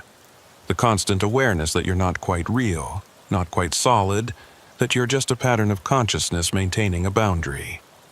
The tape hissed for a moment, and I heard what might have been breathing or wind or something else entirely. Then, your mother never understood why I was so distant in those final years, why I'd come home from runs and seem like a stranger, like I was wearing my own skin uncomfortably. It's because I was existing in multiple time frames simultaneously, remembering things that hadn't happened yet or had already happened in other iterations. The human brain isn't designed for that kind of existence, Mason. It breaks you slowly, turns you into something that looks human, but operates according to different rules. I wanted to turn off the tape, didn't want to hear any more. But I sat there frozen, listening to my father's reconstructed voice describe a fate that seemed inevitable for me now. He talked about the loneliness of being a temporal anchor, about how you started to see other people as temporary, as transient phenomena that existed in single timelines while you experienced hundreds. He talked about the way colors looked different after you'd been through enough iterations, how sensory experience itself became attenuated and distant. But here's what they don't tell you, my father's voice said, taking on a more urgent tone. The highway needs anchors, but anchors aren't permanent. Eventually, after enough iterations, after enough times choosing to return, you start to dissolve anyway. The boundary between your consciousness and the highway consciousness erodes bit by bit. By iteration 2000, you're barely human anymore. You're mostly highway with just enough human left to maintain the anchor function. And then one day, you don't make it back from the 0 point. You merge fully, become one of the voices, and the highway claims another piece of humanity. The tape went silent except for that underlying pulse, that heartbeat engine sound I'd heard in all the transmissions. Then a different voice spoke, one I recognized as my own, but older, more worn. This is Mason Garrett, iteration 1677. If you're listening to this, younger me, you need to know that Dad was right. The iterations don't stop at 847. They continue. I've been through this 1037 times now, and I'm starting to forget what it was like to exist in linear time. I'm leaving this recording as a warning. Every time you choose to return, you're choosing a slow dissolution. The only question is whether that's preferable to quick dissolution at the 0 point. I hit stop and ejected the cassette, my hands shaking. The tape had to be a fabrication, another test or manipulation by the highway consciousness. There was no way my future self could record a message and send it back to me in the present. That wasn't how time worked, wasn't how causality operated. Except I'd already seen evidence that time didn't work the way I thought it did, that causality was negotiable under certain conditions. Maybe this tape was genuine, a message from a version of me that existed 800 iterations in the future, warning me about what was coming. I spent the rest of the day in a kind of fugue state, unable to focus on anything, my mind circling around the implications of what I'd heard. If the tape was genuine, if I was doomed to spend thousands of iterations slowly dissolving into highway consciousness, then what was the point of fighting? Why not just accept it now, merge at iteration 847, rather than dragging it out for another 800 or more. At least that way the suffering would be finite, limited, rather than drawn out across subjective centuries. But even as I thought about it, I knew I wouldn't make that choice. Couldn't make that choice. Because the fundamental drive to survive, to maintain individual identity, was stronger than any rational calculation about long-term suffering. Humans are bad at abstract reasoning about their own mortality, better at dealing with immediate threats than distant eventual doom. And the immediate threat was dissolution at the 0 point, which felt more frightening than the gradual erosion described on the tape. On the 4th day, I broke down and called Jackson Sloan. I told him about the tape, about the voices claiming to be my father and my future self, about the warning that anchors eventually dissolved after enough iterations. He listened without interrupting, and when I finished, he was quiet for a long time. "How many iterations did the tape say you'd been through?" he finally asked. I told him 847 for the current me, 1067 for the version that left the recording. "Shit," Jackson said quietly. "Mason, I need to tell you something. I've been tracking my own iterations, trying to keep count even though the memory suppressions make it difficult. Based on my calculations, I'm somewhere around iteration 2300, which means I've already gone past the point where your future self made that recording. And I can confirm what he said. You do start to dissolve, start to lose coherence as an individual consciousness. I have days now where I'm not sure which iteration I'm in, where memories from different timelines blend together until I can't distinguish past from present from future. The confirmation was somehow worse than uncertainty would have been. Knowing for certain that I was on a path toward slow dissolution, that every choice to return was just postponing the inevitable. I asked Jackson why he kept choosing to return if he knew where it led. His answer was simple and terrible. Because I don't know how to do anything else.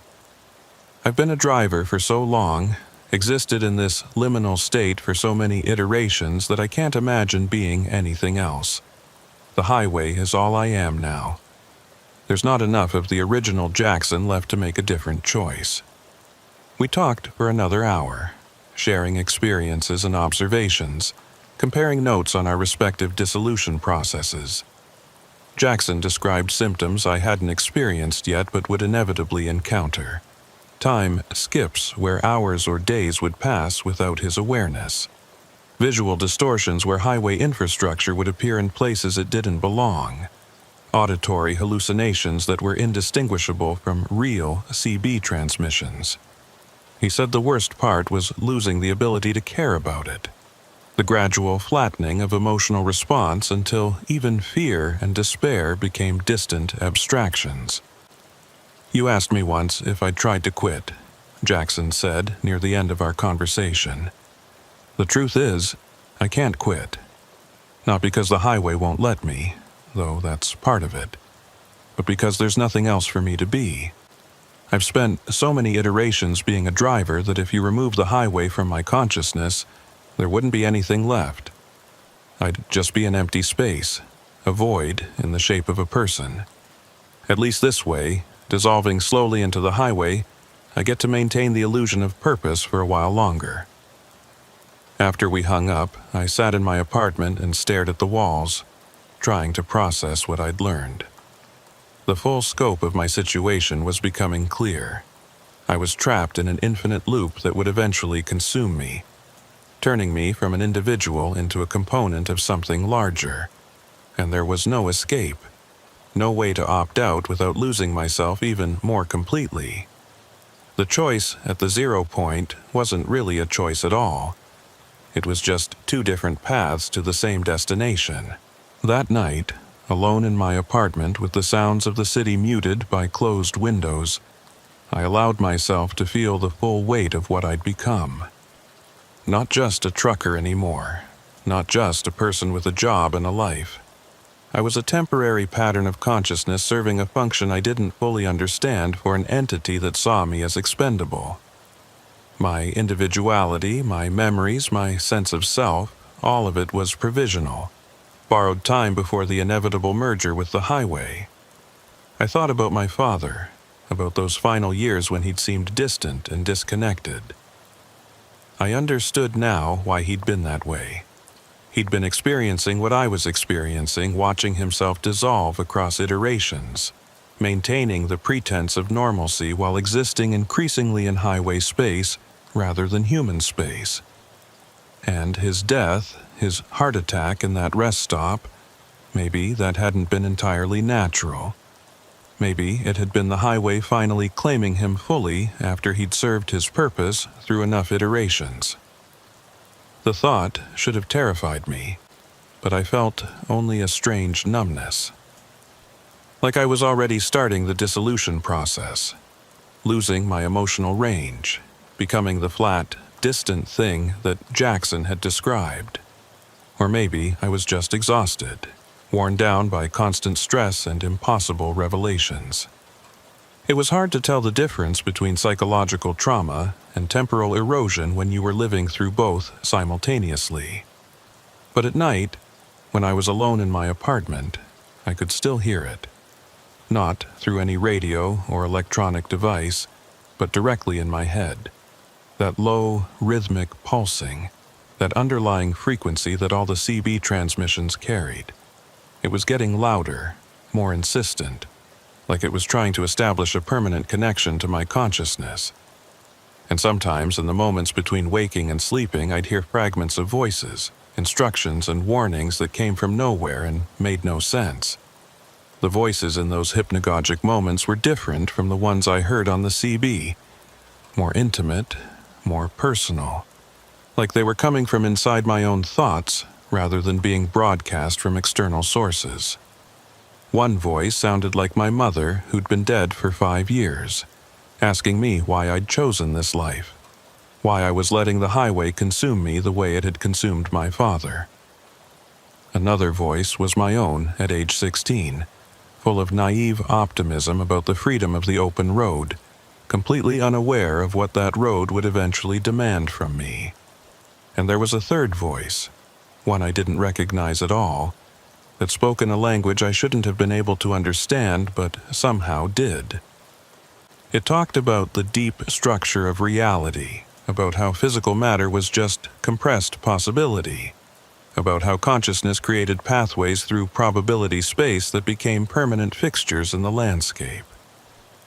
The highway, this voice said, was one such pathway, built for millions of minds traveling the same routes over decades, establishing grooves in reality that eventually became independent systems. On the 8th day of my leave, Jackson Sloan showed up at my apartment unannounced. He looked worse than I'd ever seen him, gaunt and hollow-eyed, like he hadn't slept in weeks. His skin had a grayish cast to it, and his hands trembled slightly when he held them still. He was wearing the same clothes I'd seen him in 2 weeks ago, rumpled and stained, like he'd been living in them without pause. He said we needed to talk, that something was happening to the northern highways, something bigger than just individual drivers experiencing weird transmissions. I let him in and made coffee, though I noticed his hands shook when he tried to hold the mug, liquid sloshing over the rim. We sat at my small kitchen table, and for a few minutes neither of us spoke.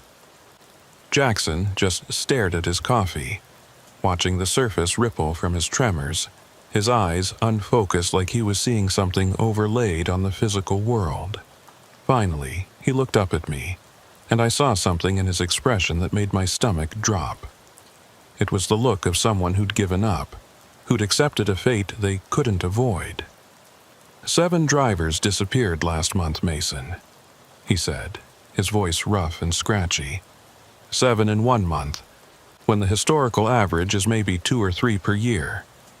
I've been documenting it, talking to dispatchers and families, piecing together timelines, and they all have something in common, Every single one of them had reported unusual CB transmissions in the weeks before they vanished. Voices that knew their names, instructions to take unmarked roads, warnings about dangers that never materialized. He pulled out a worn notebook from his jacket pocket, pages dog-eared and filled with cramped handwriting. Dates, names, locations, last known transmissions. It looked like the work of someone obsessive, someone who'd spent hundreds of hours compiling data, trying to find patterns in chaos. He flipped through the pages, showing me entries that went back years, dozens of disappearances all linked by the same common thread. The voices. "Look at this one," Jackson said, pointing to an entry from 3 years ago. Driver named Kyle Winters, making a run from Inuvik to Yellowknife. Last transmission said he was hearing his dead brother's voice on the CB, telling him to take a detour through terrain that didn't match his maps. They found his truck 2 days later at a rest area. Engine running, door open, no sign of Kyle. His logbook showed he'd been driving for 36 hours straight, but his fuel consumption suggested he'd only used enough diesel for about 10 hours of operation. Time displacement, just like what we've been experiencing. I looked at the other entries, seeing the same pattern repeated over and over. Drivers experiencing temporal anomalies, following instructions from voices that knew too much, taking routes that led to nowhere or everywhere or someplace in between. And all of them vanished, their trucks found abandoned, their families left without answers or closure. The documentation was meticulous and horrifying, a catalog of lives consumed by something that operated according to rules nobody understood. "It's accelerating," Jackson said, flipping to more recent pages. "Whatever's been taking drivers, it's ramping up operations, and I think it's related to the transmissions, to the voices on the CB. I've been documenting cases, talking to families of disappeared drivers, and they all report the same thing. Their loved ones had been experiencing unusual radio transmissions in the weeks before they vanished. Voices that knew their names, instructions to take unmarked roads, warnings about dangers that never materialized." I asked him what he thought was causing it, what was behind the transmissions and the disappearances. He closed the notebook and looked at me with an expression that was equal parts certainty and madness. "I think the highways themselves are alive, Mason. Not metaphorically, not in some poetic sense, but literally alive. They've developed consciousness over the decades, fed by all the lives lost on them, all the fear and pain and loneliness that drivers experience. Every accident, every death, every moment of terror experienced on those roads has been absorbed, incorporated, used as fuel for something that exists in the spaces between destinations." The explanation sounded insane, but it also matched my own experiences in ways I couldn't deny. The way time behaved differently on the highways, the way reality seemed fluid and negotiable when I was driving those northern routes, the mile markers appearing in wrong sequences, the GPS showing impossible paths, my own logbook documenting time that I couldn't remember living. All of it suggested that I wasn't driving through normal space anymore, that the highways I traveled had become something other than simple asphalt and concrete. Jackson continued, his voice taking on a lecturing quality, like he'd thought about this so much it had become a rehearsed explanation. "Think about it. Millions of people have driven these routes over the decades. Billions of thoughts, emotions, experiences, all channeled through the same physical pathways. That much consciousness focused through such narrow conduits would leave an imprint, create grooves in reality itself. And eventually, those grooves become deep enough that they start to operate independently, like water-carved canyons that then channel more water, deepening themselves through their own existence." He pulled out another item from his jacket. a small digital voice recorder. I've been collecting transmissions, Mason, recording everything I hear on my CB during runs, then analyzing it later. And I found something disturbing. There are recurring phrases, specific patterns of speech that appear across different voices, different times, different locations. Like there's an underlying script, a template that the voices are following, which suggests they're not actually individual consciousnesses at all. They're manifestations of a single intelligence trying to communicate through multiple personas. He played me some of the recordings, and I heard what he meant. Different voices, different accents, different speech patterns. But underneath all that variation, there were identical phrasings. "You need to understand" appeared in probably 20% of the transmissions. "The highway provides" in another 15%. "Your father knew" in maybe 10%.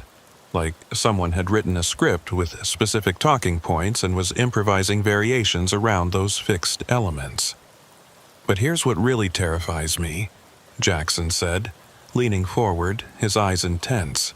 "I think some of the voices we're hearing are the disappeared drivers, people who got pulled completely into the highway's reality and now exist in some liminal state between solid and spectral. They're trying to warn us, trying to tell us how to avoid their fate. But the highway is interfering with their transmissions, corrupting them, making it hard to tell which voices are helpful and which are traps." I told him about my experience with the junction point, about refusing the mechanical voice's instruction and being displaced from normal reality. He nodded grimly, like this confirmed something he'd suspected. "That mechanical voice is the highway's operating system, I think. It's trying to keep drivers calibrated to its preferred frequency, making sure we're synchronized with its timeline rather than consensus reality. And if we resist too much, if we refuse its instructions, it just ejects us from normal space-time completely. That's what happened to those disappeared drivers. They fought back, and the highway pushed them out." He showed me more documentation, more evidence of the pattern. Drivers who'd refused instructions or failed to respond to transmissions properly, all of them vanishing within days or weeks of their non-compliance. The highway didn't tolerate disobedience, didn't allow its anchor points to operate too independently. We were supposed to maintain boundaries, yes, but within parameters it controlled. Step outside those parameters, and you got ejected from the system entirely. "So, what do we do?" I asked, feeling the walls of my apartment closing in. "How do we protect ourselves if the highway can just decide to eject us whenever it wants?" Jackson shook his head slowly, hopelessly. "I don't think we can protect ourselves, not really. The best we can do is stay calibrated, respond to the transmissions appropriately, follow enough instructions to keep the highway satisfied. It's a negotiation, a constant balancing act between compliance and resistance. Give it something, but not everything. Maintain your humanity while acknowledging its authority." We spent the rest of the evening discussing theories and sharing experiences, comparing notes on transmissions we'd received and anomalies we'd encountered. Jackson had experienced many of the same things I had: the nonlinear mile markers, the time slippages, the multiple voices giving contradictory instructions. But he'd been dealing with it for 3 years, had developed strategies for maintaining his connection to consensus reality while still operating on the highways. Though I could see that those strategies were failing, that he was losing his grip despite his best efforts. "You have to give it something," he explained, his hands still trembling around his coffee mug. "The highway wants interaction, wants drivers who acknowledge its existence and respond to its transmissions. So you answer some of the questions, follow some of the instructions, but you don't give it everything. You maintain boundaries, keep part of yourself separate and protected. It's a negotiation, a constant balancing act between compliance and resistance. But Mason," he paused, looking at me with something like pity, I'm not sure how long that strategy actually works. I've been trying to maintain balance for 3 years, and look at me. I'm falling apart. The boundaries are eroding no matter what I do. I asked him if he'd ever considered just quitting, walking away from trucking entirely. He laughed, but it was a bitter sound that dissolved into a coughing fit that lasted almost a minute. When he recovered, his eyes were watering and there was blood on his lip. You think I haven't tried? I took 6 months off last year, worked at a warehouse in Edmonton. Thought maybe if I stayed away from the highways long enough, the connection would fade. But it just got stronger. I started hearing the transmissions even when I was nowhere near a CB radio, started seeing highway markers in my dreams. The highway doesn't let go once it's claimed you, Mason. You can quit driving, but you can't quit being a driver. It's in you now, part of your consciousness, woven into the structure of your brain. Removing it would be like removing your ability to speak language or recognize faces. He wiped the blood from his lip with the back of his hand, noticed it, and stared at it for a moment like he was seeing something significant in that small red smear. It's killing me, he said quietly. Not quickly, not dramatically, but slowly. Every iteration, every reset, every time I reach the 0 point and choose to come back, I lose a little more of myself. My body is breaking down because my consciousness can't maintain coherent control over biological processes when it's existing in multiple time frames simultaneously. I'm bleeding internally, my organs are failing, and there's nothing medicine can do about it because the root cause isn't medical, it's metaphysical. The confession hung in the air between us, heavy and terrible. I wanted to tell him he was wrong, that he'd get better, that there had to be some way to fix this. But I knew that would be a lie. I could see the truth in his deteriorating physical condition, in the way his hands shook and his eyes had trouble focusing. The highway was consuming him, had been consuming him for years, and he was finally approaching the end of his usefulness as an anchor point. How many iterations? I asked quietly. Jackson smiled, a ghastly expression on his gaunt face. I stopped counting accurately around 1,800, but based on my degradation rate and the timeline correlations I've been tracking, I estimate I'm somewhere past 2,500 now, which means I've been doing this for I don't even know how long in subjective time. Decades? Centuries? Time stops having meaning when you experience it non-linearly. He stood up, his movement stiff and painful, like his body was fighting against basic motor functions. I came here to warn you, Mason, to tell you that the strategy of negotiation and balance only works temporarily. Eventually, the highway takes what it wants regardless of how carefully you try to maintain boundaries. You can slow your dissolution, maybe, but you can't stop it. And every iteration makes it worse, compounds the damage until you're like me. Barely human, barely functional. Just a ghost operating a meat puppet through force of habit. I walked him to the door, supporting him slightly because he seemed unsteady on his feet. Before he left, he turned back and looked at me one more time. When you reach iteration 2000, Mason, consider making a different choice. Consider staying at the 0 point, merging with the highway fully rather than coming back for another slow degradation cycle. I wish I had. At least then it would be finished, one way or another. This half-existence, this prolonged dissolution, it's worse than any clean ending could be. I watched him walk down the hallway to the elevator, his gait uneven and labored.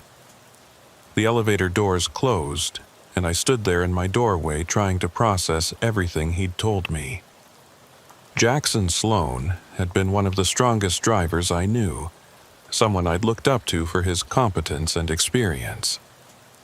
And now he was falling apart, consumed by something he couldn't escape, counting down his remaining iterations until final dissolution. That night was the worst since my temporal displacement. I couldn't sleep at all, couldn't even close my eyes without seeing highways stretching into infinity, mile markers counting in impossible sequences, and the voices were louder than ever, dozens of them speaking simultaneously, all demanding my attention, all claiming to have crucial information I needed to hear. I tried turning on white noise, tried music, tried television, but nothing could drown them out. They were inside my head now, permanent residents, and no external sound could mask them. Around 4 a.m., I gave up on sleep and sat at my kitchen table with my CB radio, which I'd brought home from my truck weeks ago, sitting in front of me. It was off, unplugged, completely inactive. But as I stared at it in the darkness, I could have sworn I saw its display flicker briefly, showing numbers that weren't possible on that particular model. And I heard, very faintly, that underlying pulse, that heartbeat engine sound that accompanied all the highway transmissions.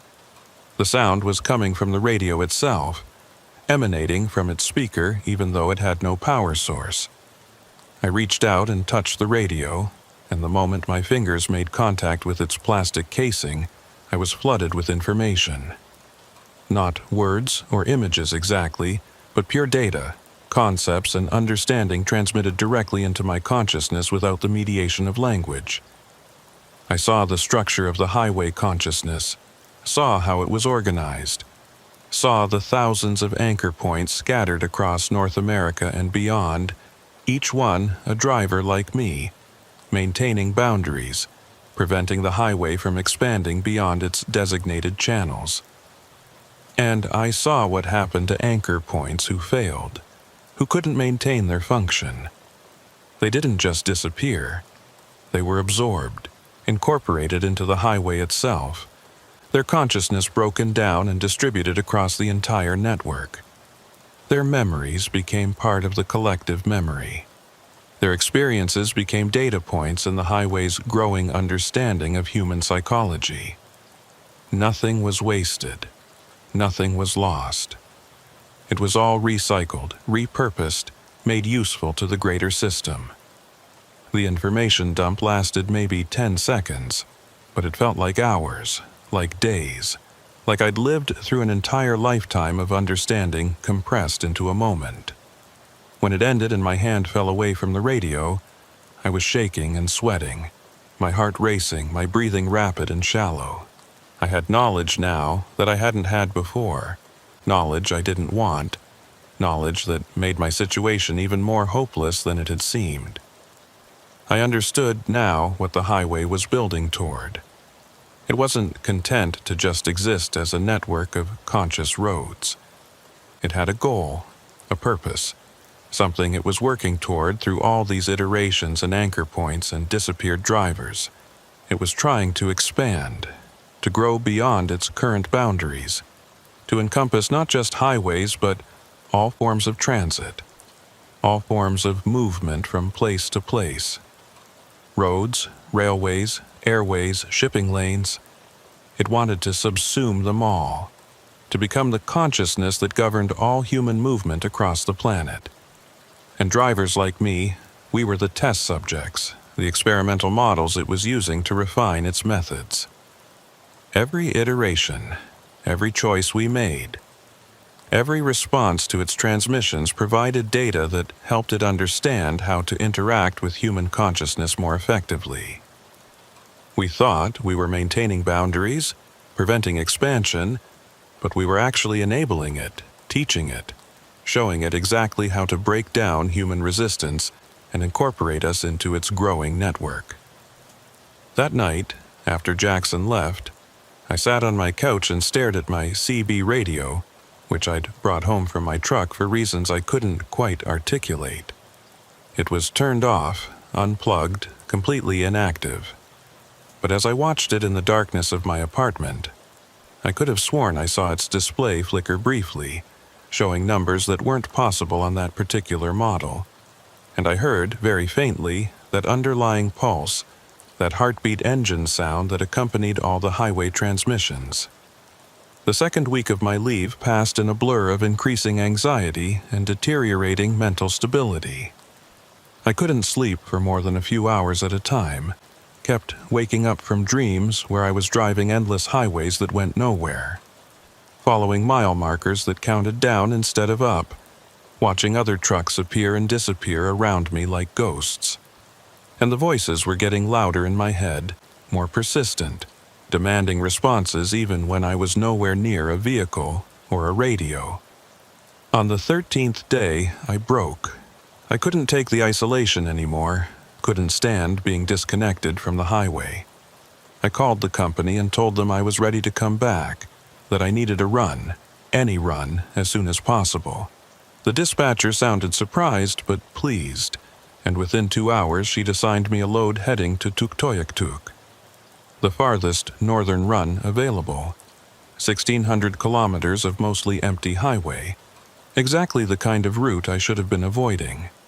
But I needed it, needed to be back on the road, needed to hear the transmissions clearly rather than as muffled echoes in my consciousness.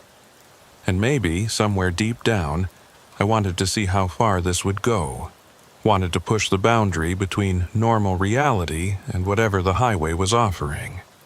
I was tired of fighting, tired of trying to maintain my grip on consensus space-time. Maybe it would be easier to just let go, to accept the highway's invitation and see where it led. I loaded up my truck the next morning and headed north, the sun barely rising above the horizon before setting again, the winter darkness swallowing everything. The CB was active from the moment I turned it on, that familiar static filling the cab, underlaid with the rhythmic pulse that had become my constant companion. But for the first 2 hours of the drive, no voices emerged from the interference. Just the pulse, steady and insistent, like the highway was waiting for something. Around hour 3, as I passed beyond the last major town and into true wilderness, the mechanical voice finally spoke. "Mason Garrett, welcome back. Your absence was noted. Calibration has drifted during disconnection. Prepare for resynchronization." I keyed my mic and asked what resynchronization entailed, but got no response. The static continued, the pulse continued, but the voice had gone silent. The highway ahead of me started to change. Not dramatically, not in ways that would be obvious to someone who wasn't paying attention, but subtly. The pavement looked older, more weathered, like I was driving through progressively earlier time periods. The trees were different species, the mountains had different names, and when I checked my GPS, it showed a highway designation that didn't exist. Highway 0. I tried to turn around, but my steering wheel wouldn't respond. The truck continued forward at a steady 60 kilometers per hour, maintaining its course regardless of my input. I was a passenger now, not a driver, just along for a ride that someone else was controlling. And the voices started coming through the CB again, dozens of them, all speaking in overlapping sentences. "Mason, turn back before it's too late. Mason Garrett, continue current trajectory for optimal calibration. He's one of us now. He just doesn't know it yet. Your father tried to warn you, but you didn't listen. The highway provides, the highway protects, the highway demands." My dashboard clock started spinning again, but this time I watched the numbers carefully. I wasn't moving randomly through time. I was going backward, watching the digital display count down through years and decades. 2024, 2015, 2003, 1965. The landscape outside my windows was changing to match, the highway becoming progressively more primitive, until I was driving on a gravel road through virgin wilderness that looked like no human had ever touched it. And then the truck stopped, just came to a halt in the middle of this impossible road, in a time period that predated modern civilization in this region. My engine was still running, my lights were still on, but I couldn't move forward or backward. I was stuck, frozen in a moment that existed outside normal causality. The original voice came through the CB one last time, clear and strong. This is where it ends, Mason, or where it begins, depending on how you choose to see it. You're at the origin point now, the place where the highway first emerged from human consciousness and became something independent. You can go forward from here, back to your own time, back to consensus reality. But you'll be changed. You'll see the roads differently, understand them differently.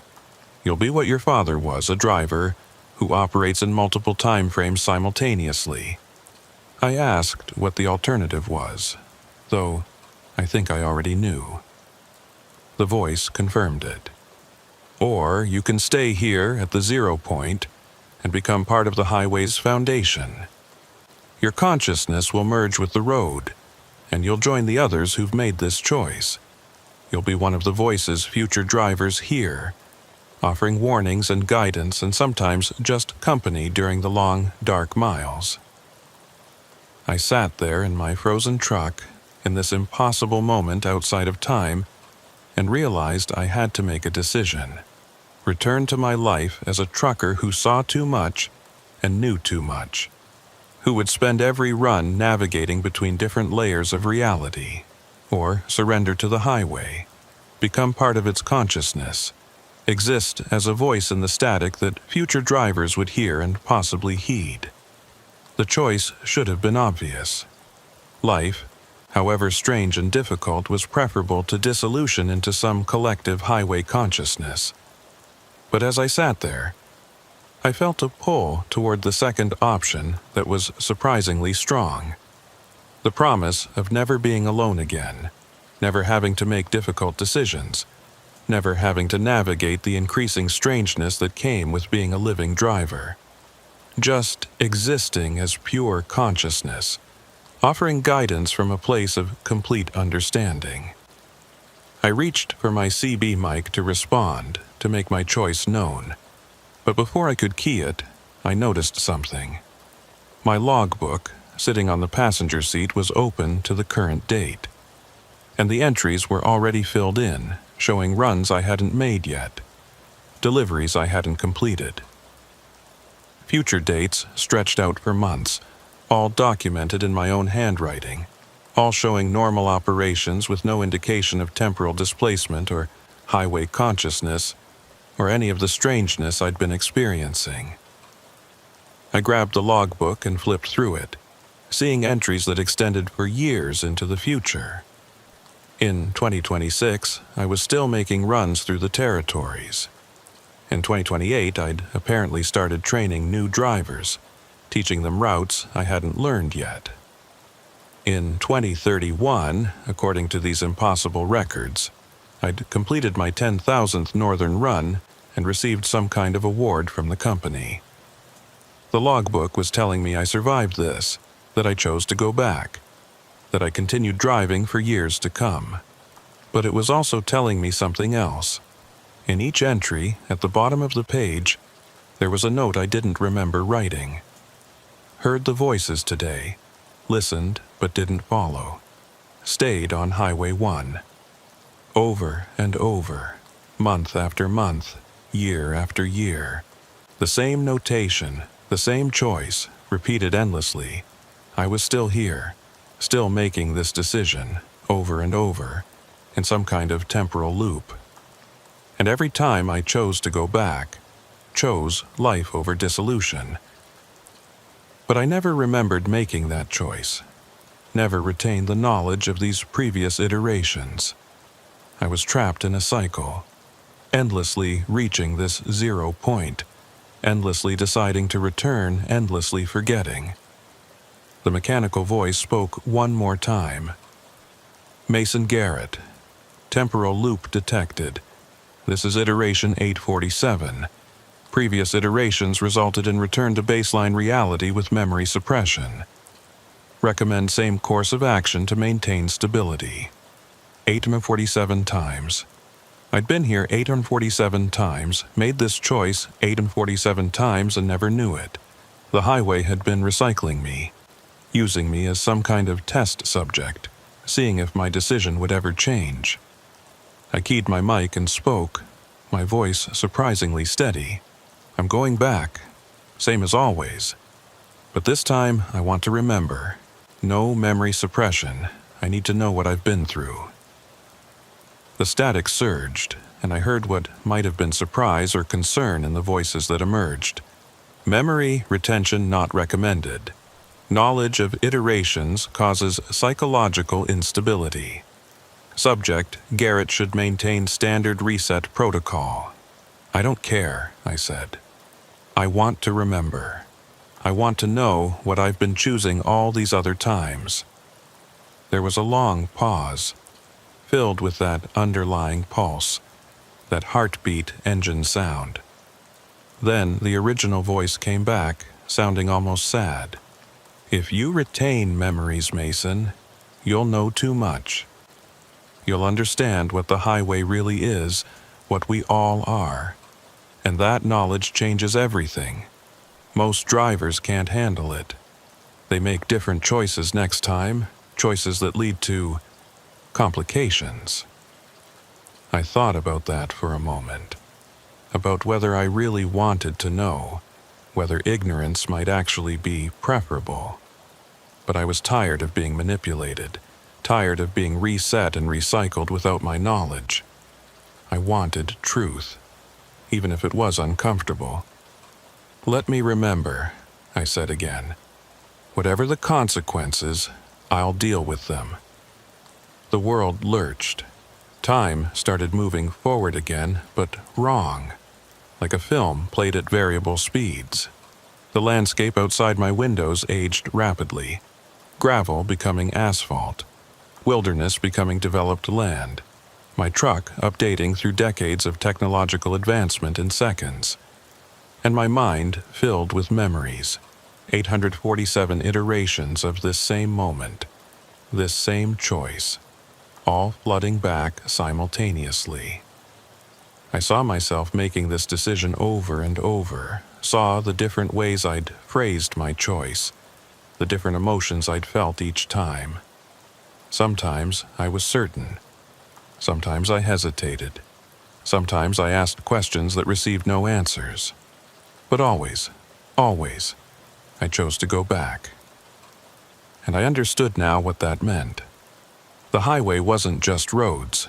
It was a network of consciousness, built from the minds of every driver who'd ever traveled it, fed by every thought and fear and hope experienced along its length. And drivers like me, who could perceive this underlying reality, we were nodes in the network. Connection points between the physical roads and the consciousness that inhabited them. We chose, over and over, to return to consensus reality, and each time we did, we strengthened the boundary between normal space and highway space. We were anchors, preventing the highway consciousness from expanding too far, from consuming too much of normal reality. And the iterations, the resets, the memory suppressions, they were all part of maintaining that balance. If we remembered too much, understood too clearly what we were doing, we might make different choices. Might decide to stay in the highway consciousness, or might refuse to return at all, disrupting the delicate equilibrium.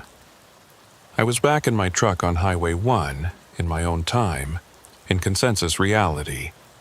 But I remembered all of it now, every iteration, every choice, every warning I'd received and given. And I understood that I would be here again, making this choice again, probably 847 more times at least. The highway wouldn't let me go, couldn't let me go, because I was too valuable as an anchor point. The CB crackled with static, and a voice I recognized as my own said, "Welcome back, Mason. Iteration 848. You chose memory retention this time. How do you feel?" I stared at the radio, understanding now what the original voice had been all along. It was me, from previous iterations, recordings of my own transmissions played back to guide my current self. The highway had been using my own voice to influence my decisions. creating the illusion of external guidance when really I was just listening to echoes of myself. "I feel trapped," I said aloud. "I feel like I've been driving the same route forever, and I'll be driving it forever more." My own voice responded, "That's accurate, but also incomplete. You're not just trapped, you're necessary. Without drivers like us, the highway would expand uncontrollably, consume more and more of reality. We're the boundary keepers, the ones who choose the physical world over the consciousness that wants to swallow it. And yes, we'll make this choice forever. But that's what makes it meaningful." I drove the rest of the way to Tuktoyaktuk in silence, my mind processing everything I now remembered, everything I now understood. When I delivered my load and started back south, the transmission started again.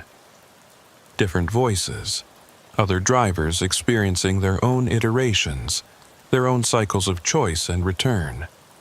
I recognized some of them now, understood that I'd heard them before in previous loops, that we were all part of the same system. My logbook showed the current date as the date I'd started this run. No temporal displacement, no missing hours. But I knew now that time had become irrelevant for me. I existed in a state of perpetual present, always making the choice to return, always forgetting until the moment came to remember. And I would keep driving, keep making runs through the territories, keep serving as an anchor between realities. The last entry in my logbook, dated years in the future, read, "Completed iteration 2000, still here, still driving, still choosing the highway over the highway. Recommend maintaining this pattern indefinitely. Signed, Mason Garrett, mile marker 0."